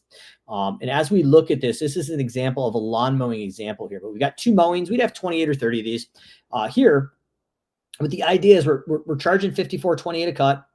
On average, the revenue we're generating is $57.30. So we've got our variance and targeted under and over, which is going to show up on our dispatch board and service autopilot. As Copilot develops, I'm assuming there are going to be some numbers in here. But right here is the issue, is our labor and drive time cost effect. If you don't have out the labor and labor burden on this screen here, you will have no data. So once again, no data in, no data out. So that's what we want in there. But let's say we're making $57.30. Our goal is $60. What the sheet is going to spit out from this export of service autopilot is we need to raise our price by $2.56. If we were making $60 an hour, the sheet would say you don't need to raise your prices. So the good news is you don't need to manually export this out and write these Excel formulas. There is the capability of doing this inside service autopilot. And I'm going to show you what that looks like. So automated daily and weekly reports. So some of the stuff that we do for our clients, and you can build this yourself if you want to do that. We have a daily report based on each crew, listing all the jobs. We're confirming there is a good clock in and clock out time. There is budgeted hours, and there is a dollar amount. What we've got over to the right here is a percentage. So on average, if you're at 100%, you're hitting your budgeted time. 125%, the difference between 100 and 125 is you would be 25% under budget. But if you're at 80%, the difference between 80 and 100, that 20 is you're 20% over budget. The reason why we're driving these numbers is we want to have a non-emotional number that we can put on the shop dry erase board or shop TV and have that culture with productivity, folks. That now this is where the rubber hits the road. But now everybody knows based as a percentage who hit their budgeted time with quality and who didn't. And now not creating any animosity or issues of someone going in and saying, well, I was budgeted this amount and they were budgeted this amount. It's not fair. Now it's an apples to apples percentage comparison. So this is where the report is going in. In addition, we want to go in and create job costing reports. So just like on the physical report I showed you here, we would have all your clients for every service grouped together in a revenue goal of say $60 an hour. And in this example, you'd have to raise this mowing by $2.56 a cut. There is automated reports we built out inside Service Autopilot that would literally have each client checking the budget hours, the actual hours, and the revenue. And if data is missing, we built conditional formatting in there to let you know that your data is not accurate, or at least appears not to be accurate, and you'd want to check it before you raise the prices. So on this example here, these orange areas, they've missed their price, so they needed to charge an extra $2.20 on this cut, $12.90. This one, they hit their goal. So on average, they need to raise the price $5.04. It went from $55 to $57.20. So this is the goal, and these would be aggregated up top. But the idea is now you can look at it non-emotionally and see what prices needs to be raised and which ones don't. So what we find is if you do across the board pricing, what you're doing is raising your prices on your most profitable clients, and you're alienating them. They're going to go shop you. And the losers that are a pain in the butt and always calling you back and having issues, we're raising them up, but they're probably still losing money. So we find when we work with most companies, is it'd be cheaper to drop off a $20 bill at the door, the front step, because that's what you're losing every time you go there. So let's raise the losers up, like Jack Welch replaced the bottom 10% of his clients. Let's leave the profitable ones where they need to be and retain them. So that's the idea of creating non-emotional production rate based estimate with budgeted time and cost, ensure a profit. We're putting minimums in there if they require to basically respect those blocks of time. So if we need to bill out $1,500 on a shrub pruning crew, maximum we can get is 3 jobs a day. The minimum's got to be $500 to respect those financials. And now we're going to go out and create transparency with the culture of daily and weekly reports to the management and public accountability to the crews.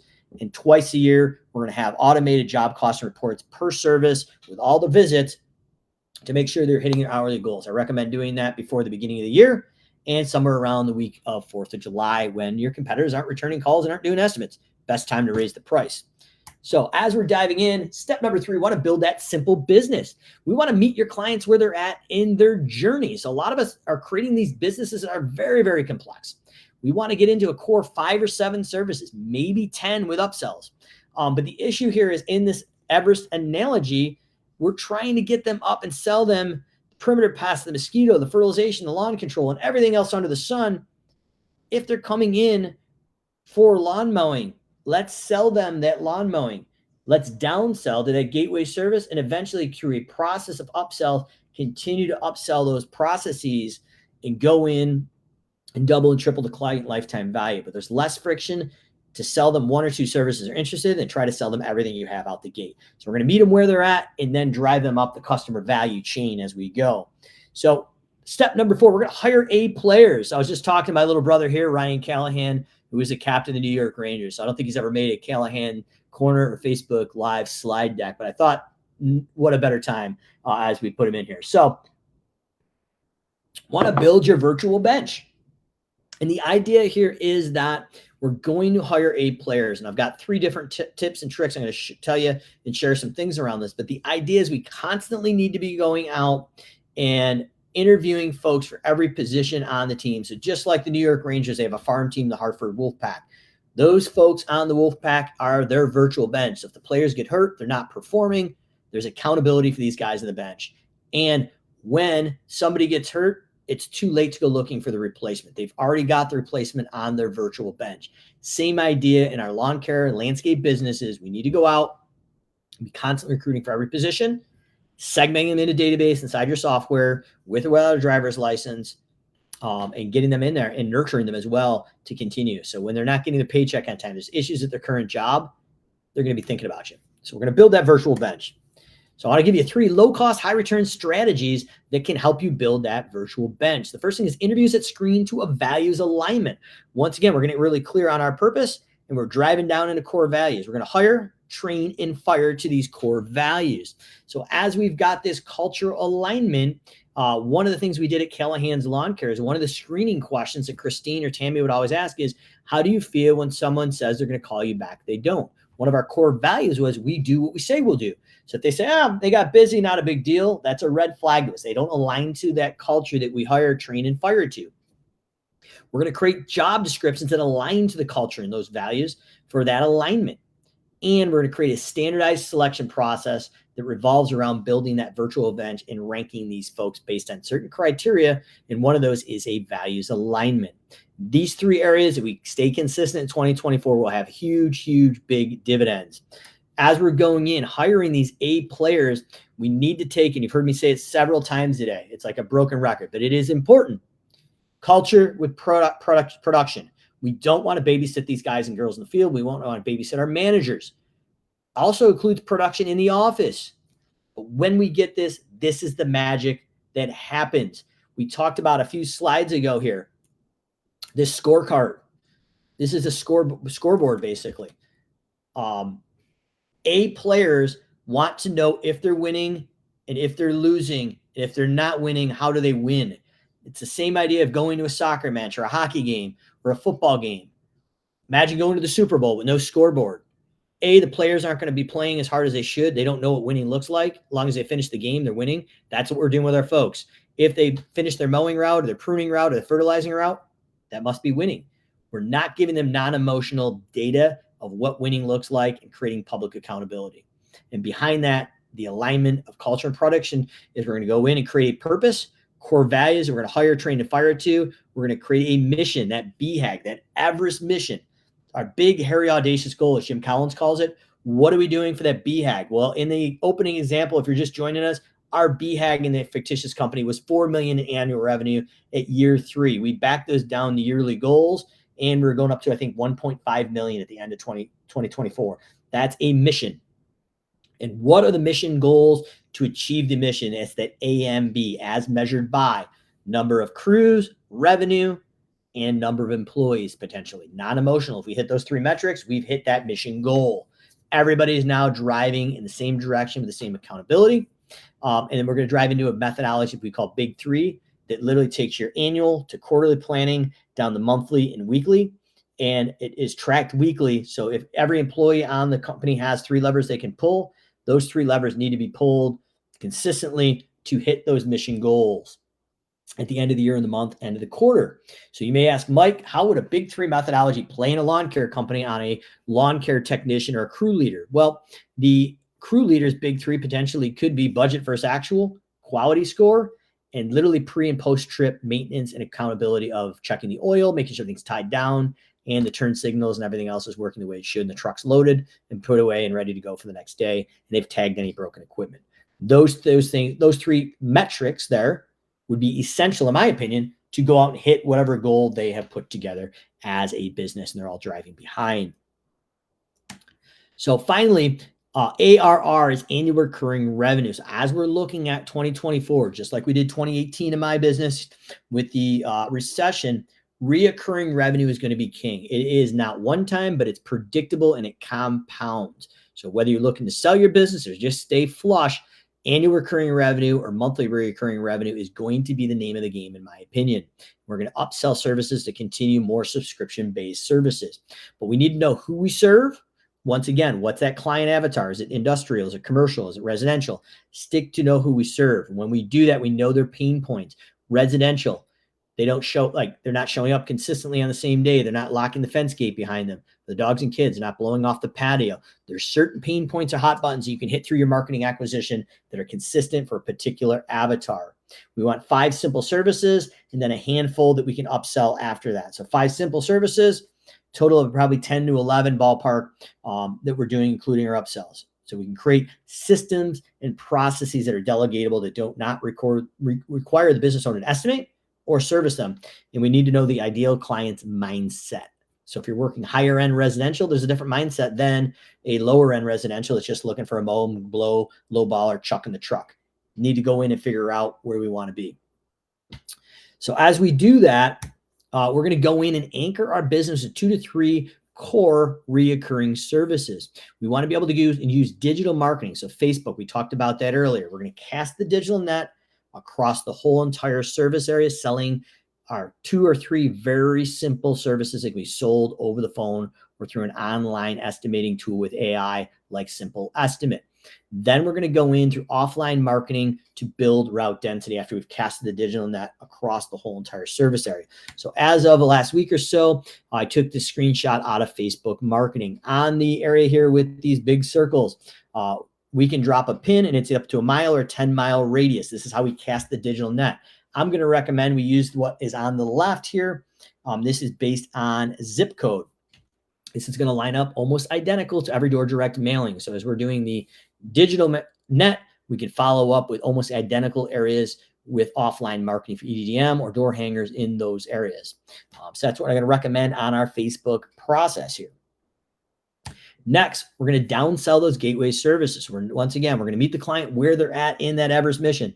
We're not going to sell them everything. We're going to sell them 2 to 3 services. We're going to downsell the ones we can sell over the phone. We want to be able to use satellite imagery, the custom fields we built on our matrices, and the matrices themselves are fast and very delegatable estimating. We have to have pre-built estimate templates that list all the services, sub-services. So as we add the custom field, they pre-populate a price, a budget, a time, and a cost before profit. We've created a turnkey sales solution that drives through our growth hurdle of step number 2 in our 5 stages of business. So hopefully, if you've been with me from the beginning, this is all starting to drive together. This is a process to get through those hurdles, and I've given you the 6 simple steps of SimpleGrowth to actually drive through those hurdles. And we've got 2 or 3 more that we're going to dive through here quickly. Then we're going to dive into some Q&A. But the idea here is we're not trying to sell everything with a phone, satellite measuring, instant quote, through something like Simple Estimate, and we sell and then we upsell. Next thing is offline marketing to build that route density. So we can connect SA or Copilot to SendJim. This little guy here is our new client. As we connect SendJim, it drops that pin and it will automatically send out mailers to the neighbors to build route density. I'm recommending 3 to 5 postcards. In the early days, SendJim had some issues with this, that it did not work as well as advertised. They've updated their database and they continue to update it on a regular basis after talking to their new CEO. From my understanding, this has actually become even more effective. But that's what I've been told, and I've been getting some good feedback. And it looks like Aaron Hope has got a great question there. Aaron, I'll answer that about production rate-based estimating here at the end as we're tying this up. So we're going to connect with SendJim to build basically an automated offline marketing. So finally, I want to give a case study that we did with Tyler Grims of Integrity Sealing. So I don't want to kill the hype, but Simple Estimate by the end of this week or Monday is going to fully release their AI. So AI is going to have the ability with Simple Estimate for a tool or a widget on your website for the client to type in their address and literally go in, and within seconds, it snaps down to measure the driveway, the turf square footage, and the perimeter of the house, and calculate prices live off yours. This here is a demo or a case study we did with Simple Estimate before the AI with Tyler. And what Tyler did here, and believe it or not, I actually have this, is we sent out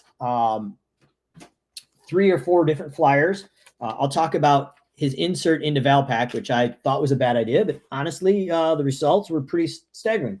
And he's actually got one more over here. So these are the 3 mailers we used for Tyler, and they had QR codes on them that could be zapped right to Simple Estimate.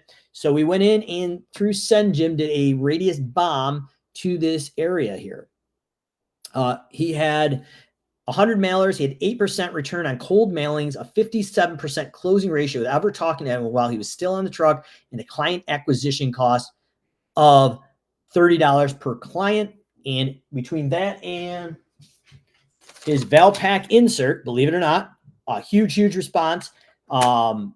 He sold over $10,000 of driveway seal coating in the month of August and September without ever talking to a single person.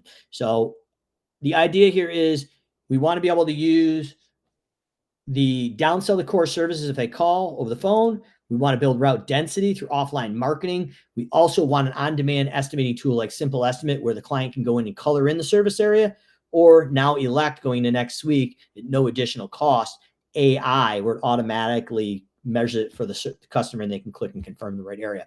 But this is the next shift in technology and buying habits after COVID. So if you haven't looked at an online estimating tool like Simple Estimate, highly recommend it.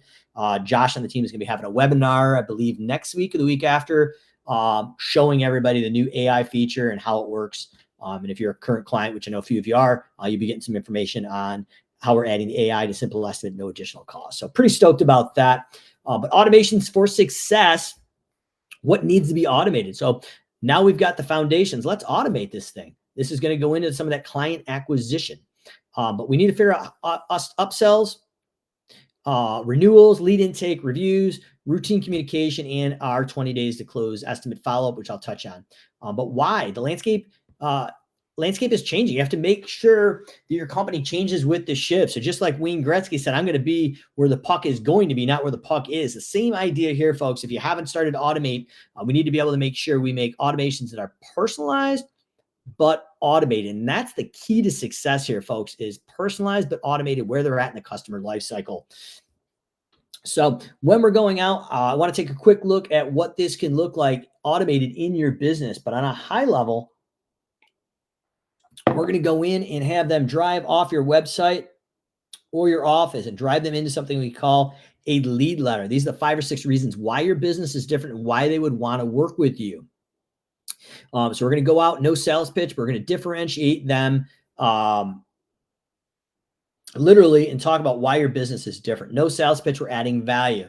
In addition, before the estimate, conjunction the estimate, we are going to go out and create something called short-term education. We're going to educate them around the services that they're interested. So if they're interested in one of those core gateway services, a lawnmower, we're going to talk about how to mow the lawn themselves as a professional. So how to mow the lawn, proper mowing height, how to sharpen the blades, maybe the ideal pattern mix up to strengthen the blades of grass. The idea is we're not the chuck in the truck. We're a professional, and we're telling them how a professional does it. We're raising a perceived value, and we're overcoming any sales or price objections, shorten that sales cycle. Next, we're going into our estimate follow-up. This is 20 days to close. We follow up on each and every estimate until it's won. The idea here is over omni-channel marketing, multiple communication channels, automated email, automated text, and phone calls, or something called a ringless voicemail bomb, where it hits the cell phone on file, looks like a missed call, and it's a pre-recorded message saying, hey, it's Mike from Callahan's Lawn Care. So sorry I missed you. Just following up on the estimate we dropped off yesterday. If you have any questions, call me back. Otherwise, feel free to accept the online estimate. But once again, we're going to see big conversions. We need to follow up 5 or more times on this. If you are not following up 5 or more times, statistically, you're missing out on 80% of the sales in your market. So it's probably not the low baller down the street, kicking your tail down the road. You're just not showing up consistently over multiple communication channels. In addition, what we've done recently inside Service Autopilot, we've created a pipeline report so you can actually see how many leads and clients are at each point time-wise, where they came from, and the dollar value. So you actually have a tool to manage and create clarity with the culture now in production for your sales team. Next part here is our estimate welcome and wow. So we automatically welcome them in and acclimate them to your business. We require a credit card on file. A PCI compliant credit card form goes out, and that happens automatically. You do a 30, 60, and 90-day follow-up. So one of the biggest issues in the rookie moves here is if they've signed up for a one-time service, such as a spring cleanup, we don't follow up 30, 60, and 90 days after the service. We follow up once, personalized and automated. So the automation knows if it's a one-time or reoccurring service. 30, 60, and 90 is the biggest cancellation for recurring service. Key here is it's personalized. It looks like a personalized email from somebody in the office. Hey, Mrs. Smith, how's it going with the lawn mowing? She's going to respond back. Guys and girls are doing a great job, but occasionally not blowing off the back patio or closing the fence gate. We're grabbing those cancellation issues before they escalate. In addition, we've got happy holidays, all our major US or Canadian holidays. We're wishing them a happy holidays. We're in the winter season, ornamental pruning right now. Hopefully there's no crepe murder going on down in the south, but what we're talking about is the proper timing, proper cuts, and how to actually do it. No sales pitch, pure education. This is going out to our leads, clients, and cancel clients you may want to work with. Through reciprocity, those folks are going to come back, and we're confirming that you are the expert. In addition, we're going to go out and have a AR report. So any accounts receivable, not on this sheet. We're also going to go out and do an MPS to social reviews. So we're going to go out and manage or survey your clients to see who's happy. 9 or 10 is a promoter. We'll send them out to social review. 8 or below, we are going to actually send them in your office the report to actually follow up on that. In addition to that, we have another automation. It's called Be There, Been There, but basically it's a pre and post notification. And with some of the updates in Service Autopilot now, we can actually trigger that automation when they've left the previous house coming to the next house, which is pretty cool. I get that from my cleaning company that cleans my house. And then finally, we have an AR report, accounts receivable from 1 to 30, 31 to 60, 61 to 90 and beyond, can escalate to calculate to collections, and any expiring credit card would be updated through a PCI compliant credit card form. Not on here. Those are the things that are missing from this. And finally, we have our upsell process. We recommend anywhere from 5 to 8 upsells. The idea is those are going to be timed on seasonality of pain points, 3 communications of email or text with the ability to request an estimate or click the button and go into Simple Estimate and measure that online through the AI, or even opt out of it. If they're not interested, we want to make sure they have the ability not to experience the upsell if they don't want it, but they will be opted into the following year. So once again, we're selling those gateway services, and then through the welcome and the upsell process, we're driving the client value through that reoccurring revenue upsells. So some tips on 20 days to close. That's our upsell. That's usually, or our estimate follow-up. That is usually our biggest return on investment right out the gate. So I want to give you some of the secret sauce.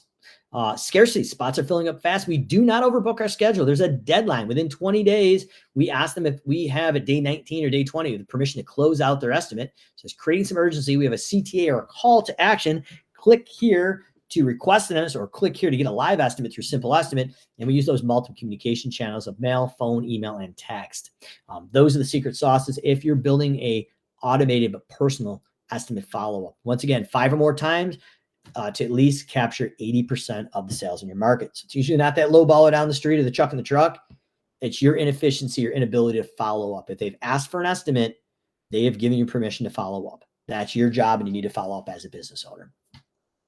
So we're going to follow up some more profitable work. So what we're going to do is set a tasker to do in Service Autopilot or Copilot for inspections after 30 days. We're going to fill out our custom fields with all those job variables for the estimates, production rate-based estimating we've done.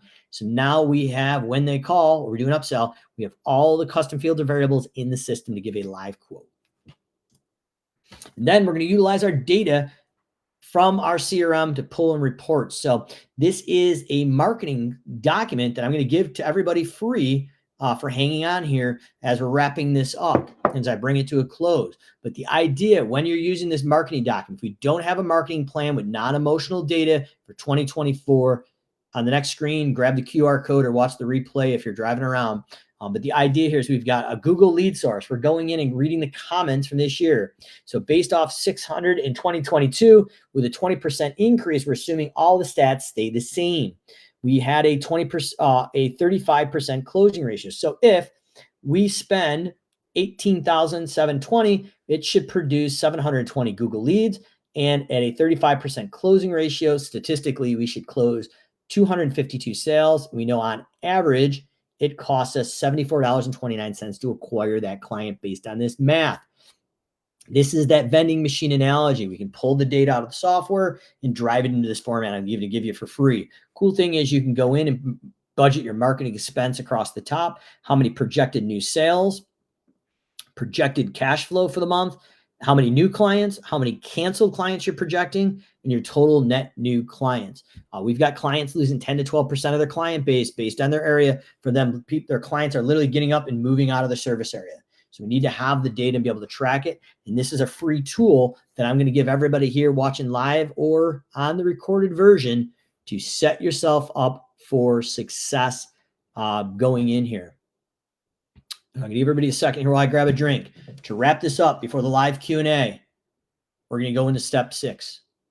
How to lead as an effective CEO from $500,000 to $1 million, 3, 5, and maybe even 10. So you don't want to miss this last part. And we got a few minutes here at the end. We're going to dive live Q&A. If you missed this, grab it on the replay. All right. Lead as an effective CEO. So what we're doing, once again, we're setting the strategy. We've got this Everest mission that we started with in the beginning of the talk. If we're at base camp, 750, we're going to 1.5 this year. Next year, 2.2, 3 to 4 million. We need to get really clear on this and set our core values, purpose, look at strengths to leverage, strengths to develop, and what are the vitals, the A and B measure by that shows success. And if and only if we hit those goals, those 3 metrics, we've hit that 1.5 million. So it's our revenue, employees, number of customers. So as we're looking down this journey, what's gotten to this point in the road is probably not going to get us on top of, well, that's definitely not Everest in the future here, but on top of that mountain. So as we're looking at it, what got you here won't get you there, as Marshall Goldsmith said. And we're going to look at what are the next steps to develop as an 8-figure CEO or a 7-figure CEO if you haven't broke that 7-figure mark yet. So great quote here by Brett Gillian, one of our 8-figure certified coaches that help coach the masterminds at SimpleGrowth. Best leaders build the best businesses, and the best businesses win. Couldn't agree more with Brett. So this is what we're talking about as we dive into those foundational pieces we talked about of having on the left here. We said originally we want 4 hours to work on the business, not in it, as Michael Gerber would say. Really, that's only 10%. As we evolve to an 8-figure CEO, we need to be working on the business, in my opinion, at least 20% of the time. And that's what's happening on the left-hand side here. So we've got short-term excellence, operational things on the right, and we've got strategic process and planning on the left. 20% strategic, 80% short-term operational excellence. On the left, we're looking at strategies of the 20%. So we're driving annual priorities, quarterly plannings, and SMART goals. On the right, we're working on those annually goals. We're working on the quarterly goals, monthly, and down to our weekly goals as a methodology we call a big 3. So we need to get really clear on protecting that 20%. As I blocked out my calendar, we got the other 80% to put those plans into action. So next steps here is first thing we want to do is set the vision. We want to create a repeatable process for turning that vision into a reality. We want to create a future org chart. So as we're going into 2024 in the next 3 years, based on that BHAG Everest analogy of 4 million, what are the future roles that we need to start hiring for? And we go through a methodology in the masterminds, how we actually go out and teach this. Then we actually get up on the walls and workshop this. But through this process, you're going to be able to see what are the different areas or people in your businesses and what are the roles and responsibilities. And then we're going to drive back and actually start putting some names or initials on those of the people in your business. So as I went through this process with my business the first time, Paul that ran the company was doing a good job, but he wasn't great at anything. What we realized is Paul was wearing 12, 15 different hats.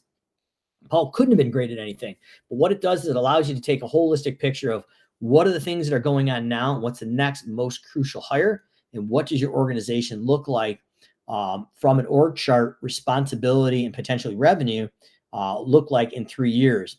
Then we're going to go out and get really clear and be able to hire, lead, and fire to the vision, create that big 3 for accountability through the organization. And we're going to get really clear on leadership and culture. Once again, culture, productivity, and a leadership skill set that drives from 7 figures to 8 figures. But there's a big mindset shift that happens here as we go from that $1 million entrepreneur to the $10 million CEO. If you're below $1 million, there is still going to be a very strong mindset shift from $500,000 to $1 million. But if you can start to look at the mindset shift now, if you haven't broke that $1 million, this is a great time to be introduced to that. So as we're looking at the $1 million entrepreneur, I need to grow my sales and marketing skills. Is that sub $1 million or the $1 million entrepreneur just breaking that $1 million to $2 million mark? What we need to do is at a 10 million or 8-figure mindset, we need to grow the leadership skills. Once again, those skill sets are different. Below the 8 figures, I need to find more time to work in my business. Really, what we need to do is we need to make time to work on the business. I need more time and energy for completing projects before the 8-figure mindset. Really, we need to put more time and energy into leading people. And by leading those people, those objectives are going to be driven. Sub 8-figure mindset, my plan is in my head and that works for me. And that's what we see with hundreds of businesses each year. That's what kills the business owner. But as we go through strategic planning and annual planning, driving down to a big 3 methodology and creating the BHAG and the culture of core values, our plan now is on paper, and that works for everyone. So one of the shop tours that we're going to be doing in our February live event is going out to Tommy Mello's A1 Garage Door, but the actual Masterminds event is going to be hosted at Keep. And Keep is where I learned all of this, and I've been blessed to bring these 8-figure business experts in. But this is something where you can actually walk around and see how this business has this live on the wall and how they actually show the transparency in a live business. And finally, I am mostly focused on getting it done where the 8-figure mindset is really, we're focused on getting it done and getting it right. It's not enough just to check it off. So these are some of the mindset things I want to leave you with here. But in the chat here, I appreciate, we've got quite a bit of people here, well over probably 50 or 60 between the 3 platforms on here, still live. But if you want to put in the chat here, as I wrap this up in the last slide or two here and answer the Q&A, what is the number one responsibility of every great leader? If I can see that in the chat here while I grab a quick drink while I wrap this up. That is going to be setting the vision. And that is your business as the CEO. That is your greatest responsibility. And now, as we look at this in the Simple Growth Masterminds, that 8-figure mindset, and Patrick says, develop a team and develop people. So Patrick, you're stealing my thunder, but I love where your mind's at, brother. So your job as a leader, first thing is to set the vision, but we're looking at 3 different parts. So yes, second part, Patrick, nailed it. Build the team. And third, deliver results. And I love kind of the fourth one in here is we care. We're not just number-based, but we care about our team. We care about our clients. But set the vision, build the team, and deliver results. And deliver results also includes not running out of money. So as we're looking at this, all the 5 foundational pieces of going in and having the time to work on the business, to be able to build the finances out, to build the team, to be able to create a simple business, market acquisition, which is going to deliver results. And within the financial part, we're also setting the financials for the production rates and profits. They all come together in this really great little image here of setting the vision, building team, and delivering results, and empowering your leadership team as well to deliver the results so they don't all land on you as the business owner. So why does this vision matter? What it's going to do is create clarity throughout the organization. It's going to create alignment of the team. It's going to inspire and motivate. And most importantly, it attracts amazing talent. So the saying or the excuse that there is not good help out there is no longer relevant if and only if you go out and get that clarity, you create the alignment in the organization. You as a leader, Crazy Mike here on here, we're inspiring, we're motivating, and creating a scoreboard for A players to know what winning looks like, know what losing looks like, and they know what they're winning. When they're winning, they're going to tell their friends and family. And guess where A players hang out? With other A players. So guys, I appreciate this. Jason says, this was absolutely fantastic. Jason, I appreciate that. Patrick's agreed as well. Folks, I hope you're enjoying this because this is the mindset of abundance. And what we're going to be doing here is I've got another little giveaway here in the next minute or two for you as we wrap this up and answer the rest of the questions. But if this is interesting and you're not doing it yourself, hit us up at sgscall.com. Not everybody gets to join, but we've got 7-figure below experts that coach. We have a masterminds group, and I'm going to show you what we're doing in February, including Tommy Mello's A1 Garage Door Tour. But the idea here is really not to sell service. I wanted the mindset abundance, empower everybody watching here to go out and dominate 2024 and learn from some of the mistakes that I made in my lawn care business as well. So as we're going in here, we want to set the vision. And within that vision is our values, our purpose, and our mission. And 20% strategic process, 80% excellence. We're building a process for everybody. And you may ask, what is the vision? Well, the vision is going to encompass our purpose, our values, and our mission. And it's our why, who, how, and what. Another great book that you would want to definitely dive into if you're part of the Simple Growth Masterminds, we actually buy the book and mail it to you. But Beyond Entrepreneurship 2.0 by Jim Collins. Huge book. Jim talks about his big, hairy, audacious goal, that BHAG that we've been talking about. Lawn Care Monster says, sorry, I was late and missed out on this, but love what you said so far. Thank you. Lawn Care Monster, make sure the replay will be on Facebook. But yeah, we're opening up the doors here of abundance here, folks. This is the stuff I've been wanting for years to bring to the lawn care industry. And we've actually been able to do that now in our scale group and our masterminds and through this Facebook Live and some of these keynotes we've been doing. But this is my $1 million plus journey here in all 3 of the businesses now. So the purpose, as we're looking at this here, breaking it down, is the why your company exists. It lasts 100 years. It's not just a short-term year or two. It's why you do what you do. Simple Growth, we help business owners take their life back from the business. My lawn care business caused a divorce. I was working 80 to 100 hours a week. Our sole purpose now is to help business owners to avoid the pain that I had or get out of the pain that they're potentially going to be forcing by working and having the business run their life. That's our purpose. Why your company exists, 100 years down the line, it's not differentiating, not achievable. It's 7 to 9 words. What's up, Jeff Gladden? Values, how you get the work done. It represents your core beliefs. It manifests in your daily and weekly talk to people in the shop, on the truck.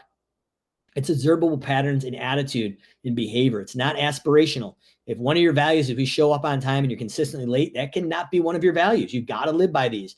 We recommend 5 to 7, truly 5. They need to be memorized and lived by your team. It becomes part of your ongoing walk and talk. This is the difference between a business that is overstaffed and understaffed in winning. Finally, our mission. It's not the normal mission you think. It's what are we going to accomplish in the next 3 to 5 years? That's that Ever's mission. That company was going to 4 million from 750. It's in support of that purpose. And it's our big, hairy, audacious goal. That Entrepreneurship 2.0, Greg Collins talks about that BHAG, big, hairy, audacious goal. And it's achievable. And we have AMB as measured by non-emotional metrics that are on each one of those missions, base camps. And it's held publicly. So mission goals. I'm going to give you some examples.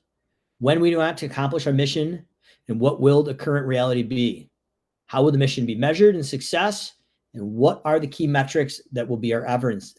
Some examples of those: revenue, number of customers, one of the great places to work based on the ranking in your city or town, social presence, net promoter score, profit margin, or client acquisition costs based on lifetime value.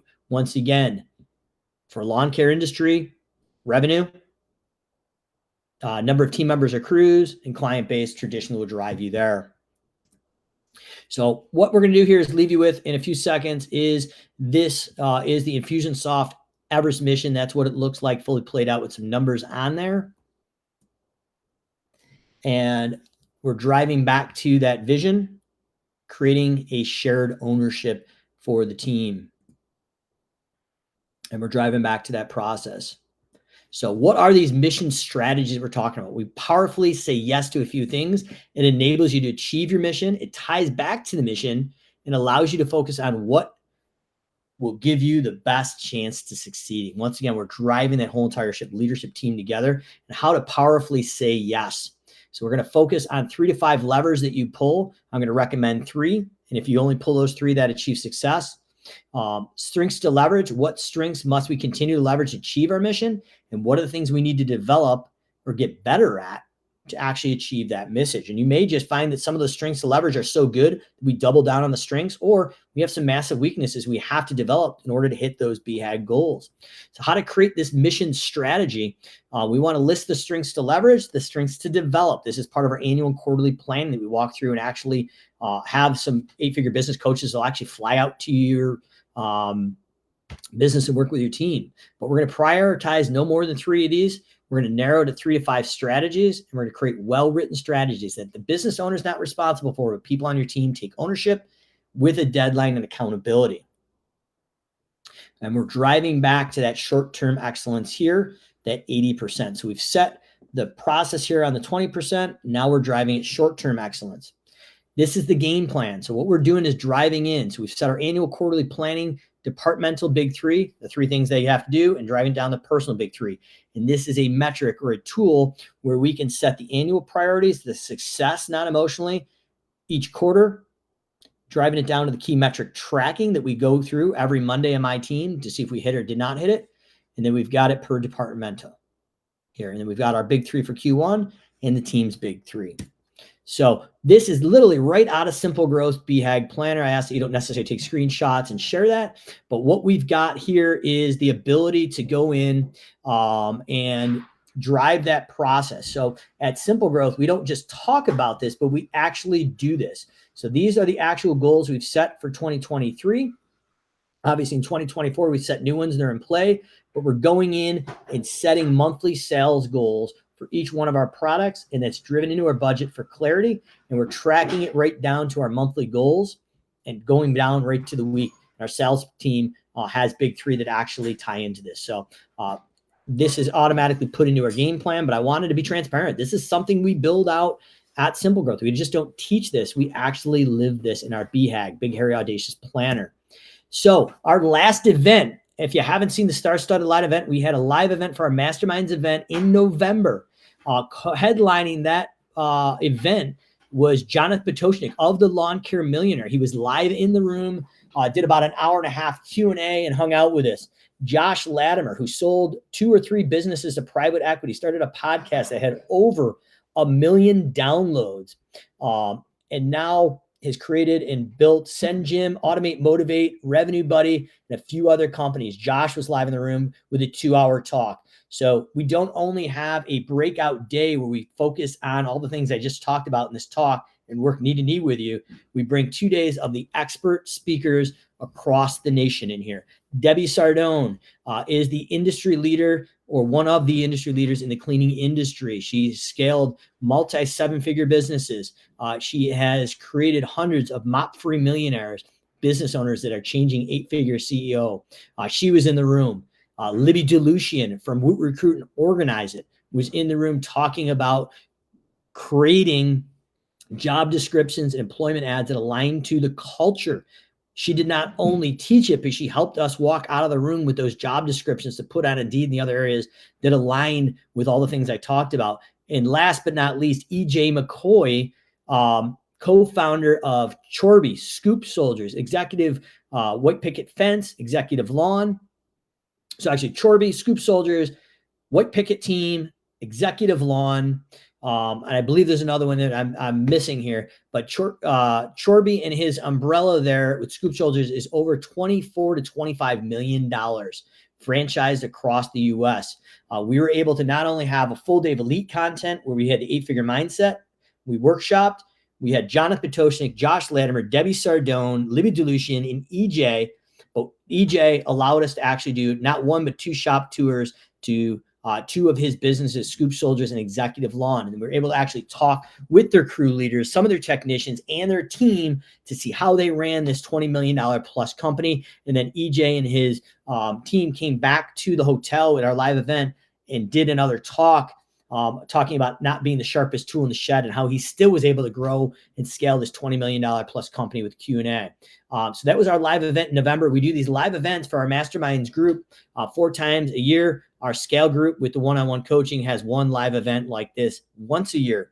So before I leave you with the Q&A, I want to talk about our live event in February. But there's some screenshots here of the shop tour, being able to get knee to knee with EJ and his team. Literally business owners here listening to the talks and then breaking out on the walls and working on them, as you can kind of see in the bottom right, going in to the shop tour, and Jonathan Potoshnik of the Lawn Care Millionaire, Debbie Sardone, Libby DeLucian, EJ, Josh Latimer, all in the room. So if that wasn't enough, our next star-studded event coming up in February, we've got a few days left to sign up for it, a few spots left. But if this is something you're interested in, February 6th, 7th, and 8th in Phoenix, Arizona, our shop tour, hottest shop tour in the whole entire country, A1 garage doors, personally run by Tommy Mello himself. I'm not sure how Andrea pulled this off, but it is going to be one hell of a shop tour. We have a live networking event at a comedy club with drinks and cocktails and food after that. But first day is our elite event. We're going to help you get really clear on that elite methodology, that 8-figure mindsets. All the things I talked about today, that's what we work on in that room. We bring in the 8-figure business experts. I am not teaching this, folks. I've brought in the experts that have taught me, and they've taught companies that have gone to 200 million and beyond. Those are the folks who are going to be in the room. We teach it. We workshop it. In addition to that, day 2 and day 3, basically 4 or 5 massive keynotes that are going to be in the room. Mike Andes, founder of Augusta Lawn Care, founder of P4P, founder of Copilot CRM, is going to be live in the room presenting and answering questions into our intimate group. Jason Cupp of Kincaid, probably the top financial consultant, if not one of the top financial consultants and HR consultants in the lawn care industry, flying in special as a personal favor for me to be in the room and do a presentation. Clayton Mask, the co-founder and CEO of Keep, that developed the elite methodology that I just talked about, all those slides Clayton and the gentleman below him, Brett Gillian, developed this. And they've trained all of our 8-figure business coaches. But Clayton, co-founder of Keep, and has scaled Keep from about 10 million to over $200 million of monthly or $200 million of annual recurring revenue. If that wasn't enough, the live event is hosted at Keep, Clayton's company. He's going to be there speaking live. He's going to be talking about Conquer the Chaos. New book he just wrote, version 2. Believe it or not, I actually have a little spot in the book where Clayton talks about how I conquered the chaos in my business through this methodology and how we're helping business owners take their life back from business. So Clayton Mass is going to be there. Mike Andes, Jason Cupp, Brett Gillian, who developed the elite methodology with Clayton. And Brett is the owner of the elite methodology we teach. So Brett is going to be there along with Miranda, our other 8-figure business coach, live in the room. Brett's going to be giving an amazing talk for about an hour and a half to 2 hours. The talk that Brett gave last year was instrumental, and it was so game-changing that most of the members said, hey, if we're back in Phoenix, we want Brett back in the room. So we brought Brett. And last but not least, Ben Gonzalez of EJ McCoy's Empire of Scoop Soldiers, Chorby, White Picket Team, and Executive Lawn.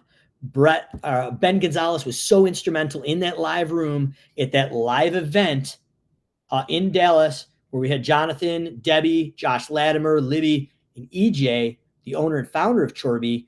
We met Ben at both of the shops, or one of the shops, where he walked around and talked about marketing acquisition and the things they're doing to scale this past 20 million.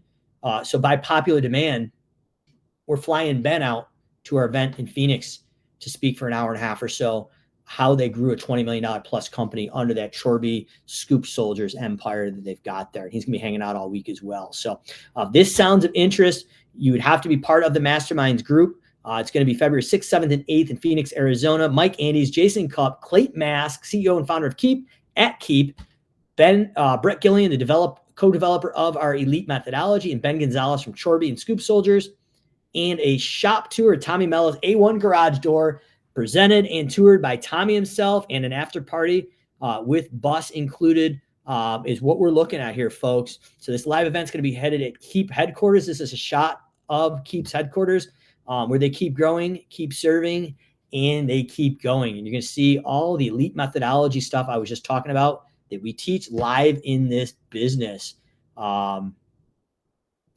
So if this is of interest, we're going to be hitting on this next level of A1 garage door service with Tommy Mello. And sign up now, right now. I've extended this here for this webinar. But if you call or go on to a sgscall.com, it'll be 50% off your first monthly fee of $597. And if you get in and qualify for the masterminds, our over $1 million group, you can get access in the next few days to this live event. So the way it goes down is that the masterminds group is for our $1 million plus companies. It's $597 a month. That comes with one-on-one private onboarding with 2 calls with our elite experts to get you really clear on the things you need to learn. We have a monthly one-to-many webinar. We have a private Facebook group, and we have monthly hot seats where you bring your issues to the group, and we work through your issues with you for accountability and support. And we have quarterly live events like the one in November with Jonathan Petoshnik, and now we have our live event in February with Mike Andes, Jason Cupp, Brett Gillian, Ben Gonzalez, and Brett Gillian, plus our 8-figure business coaches. If you have not, and if you do sign up before that February event, it's 50% off the first monthly fee. There is an additional fee. We don't make money on it, but it's break even for the live event. I believe this one is around $950, which includes the conference, the speakers, Tommy Mello's tour, and the after party. If you are not at $1 million, good news. We have our Scale group. In our Scale and Scale Plus. Scale is a one-to-many webinar for about $97 a month. The Scale Plus group is where 99% of the people live. That's $597 a month. You are paired up with a 7-figure business coach. All of our business coaches currently run multi-7-figure businesses. They currently own businesses. They built a business. A lot of them are masterminds, but they built a business. This does not need them. they are going in and helping fulfill our business to business owners take their life back from the business. So we've got Steve, we got Alec, Anthony, Garrett, several others, but basically you're paired up with a coach that's very similar to what you're doing. You have the first month, we have some intense onboarding, but then after that's over, each month you have a one-time call with the coach, monthly webinars, and a shop tour / live event that we hold every August where you join the masterminds group. So if that's of interest, you're under $1 million, it's $597. Once again, sgscall.com is the best place to go. Book a call with Dylan or Josh. Make sure you're a good fit. And unfortunately, everybody who tries to sign up for the masterminds is not let in. You need to be able to make action.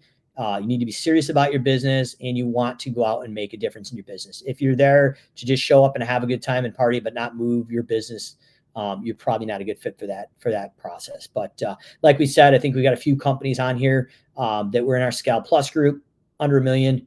We took 8 or 9 of those guys and girls up to over $1 million in 5 or 6 months with that personalized coaching. So no contract. It's a monthly commitment. If you don't see the value, you can leave, but no one really leaves the group. We're providing the value. And if you liked what you saw today, that's just a taste. If you're looking to build this stuff your own, I've given you at least a good portion of the roadmap, how to get to 7 figures and create that 8-figure mindset. So I am going to do some Q&A right here before I wrap it up. sgscall.com to see if you want to qualify for that. And believe there is at least 1 or 2. All right. So Chris had a good question here. Chris, regarding SendGym, are you referring to the 3 to 5 neighbors or 3 to 5 rounds of postcards neighbors? If so, what is your time interval of implementing? So Chris, great question. This is when we were talking about doing a 9er round. So when a new client joins, it drops the integration with SendGym from Copilot or SA, Service Autopilot, drops a pin. We're going to go in and grab the 9 surrounding homes on that street through the automation. That part's done for you. I'm talking 3 to 5 communications. So very similar to what we did with Tyler here in the case study for Simple Estimate, where he had an 8% return on cold mailing and a 57% closing ratio. We sent these out. The first 2 were about 3 to 4 days apart, and then it was a week apart thereafter. So that consistency of 5 to 7 days apart is what we find is the best result.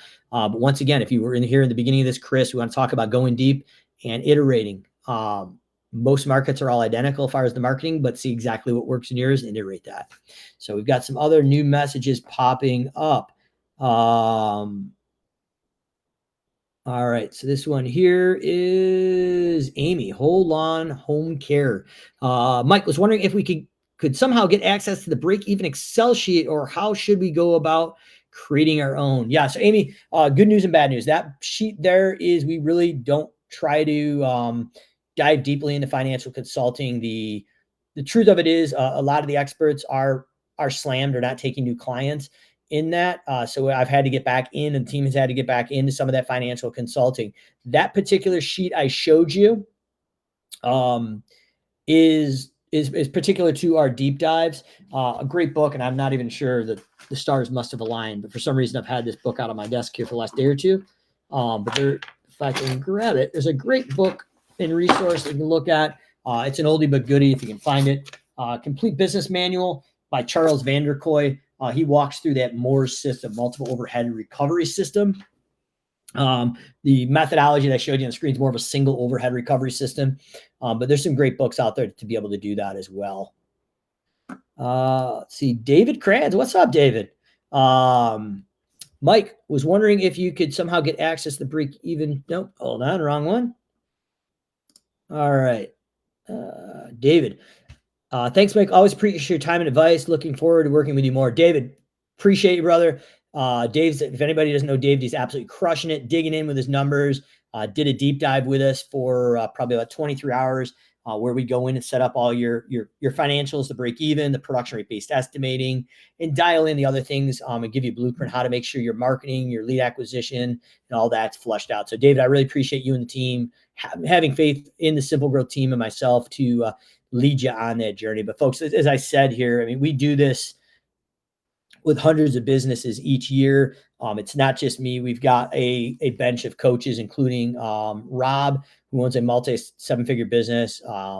We also have Christian, who also owns a multi-seven-figure business, helping, and they're both actively working this business. So we've got a lot of coaches on the financial setup side, and we've got a lot of coaches such as Alec, Garrett, Sevi, we call him Sevi, Steve, Anthony, a few others, including Chad, that are all actively running the seven-figure business. So the whole idea here is we're in the mindset of abundance. We want to upraise this industry and continue the professional side of it. And I forget who it was at Lawn and Landscape Magazine conference said, but we're not the blue collar industry. We're not the white collar industry. We really are the green collar industry. And it's really our duty here at SimpleGrowth to help up level that professionalism. And these are some of the things. So hopefully you guys have found some value, and see if there's any other comments or questions on here. Hopefully I've answered those questions. But first 10 people, if you sign up, if you're approved for SimpleGrowth masterminds or the scale group, the sub-$1 million group, you got to book a call at sgscall.com. Let them know you came from this webinar. First 10 people to sign up for each will get 50% off the $597 a month, access to the private Facebook group, 2 one-on-one onboarding calls with elite methodology coaches, access to the hot seats where you can bring your problems. We support you. Member invite only, live events. And once again, we're going to be hanging out here at Tommy Mello's A1 Garage Door shop tour. Keep home office for 3 days. First day is going to be our elite methodology. Day number 2 and day 3, we got Mike Andes, Jason Cupp, Clayton Mass, CEO and founder of Keep, running a $200 million company, Brett Gillian, that helped co-develop with Clayton all the stuff I taught you today. Going to be huge. He's going to be in the room as well. And then Ben Gonzalez, who helps manage and grow a $20 million plus company over at Chorby and Executive Lawn. So comments or questions, drop them below. If you're catching this on the replay, I appreciate you guys hanging out. Hopefully that knowledge bomb was not overwhelming. Any questions later after you watch this? Again, if you do, drop in the comments. I'll keep an eye out for a day or two. But first 10 people, I'm going to open it up as this live. My sales team's probably going to kill me. First 10 people for scale plus. First 10 people for masterminds, if you qualify, 50% off your first monthly fee of $597, month to month, no contract. And if you sign up the next day or two, I believe Andrea has a few spots left for that live event in February with Tommy Mello, shop tour, Mike Andes, Jason Cupp, Brett Gillian, Clayton Mask, Ben Gonzalez, and our elite coaches. So hopefully to see you there. I know we went a little over, but people kept piling in and staying. So I thought I would open up this offer a little bit more. First 10 people for scale and masterminds, 50% off that $597. Dylan, looks like you're watching. So make some notes, brother. I've just opened up the offer. So catch you guys later. Callahan's Corner, you ask the questions live right here on Facebook.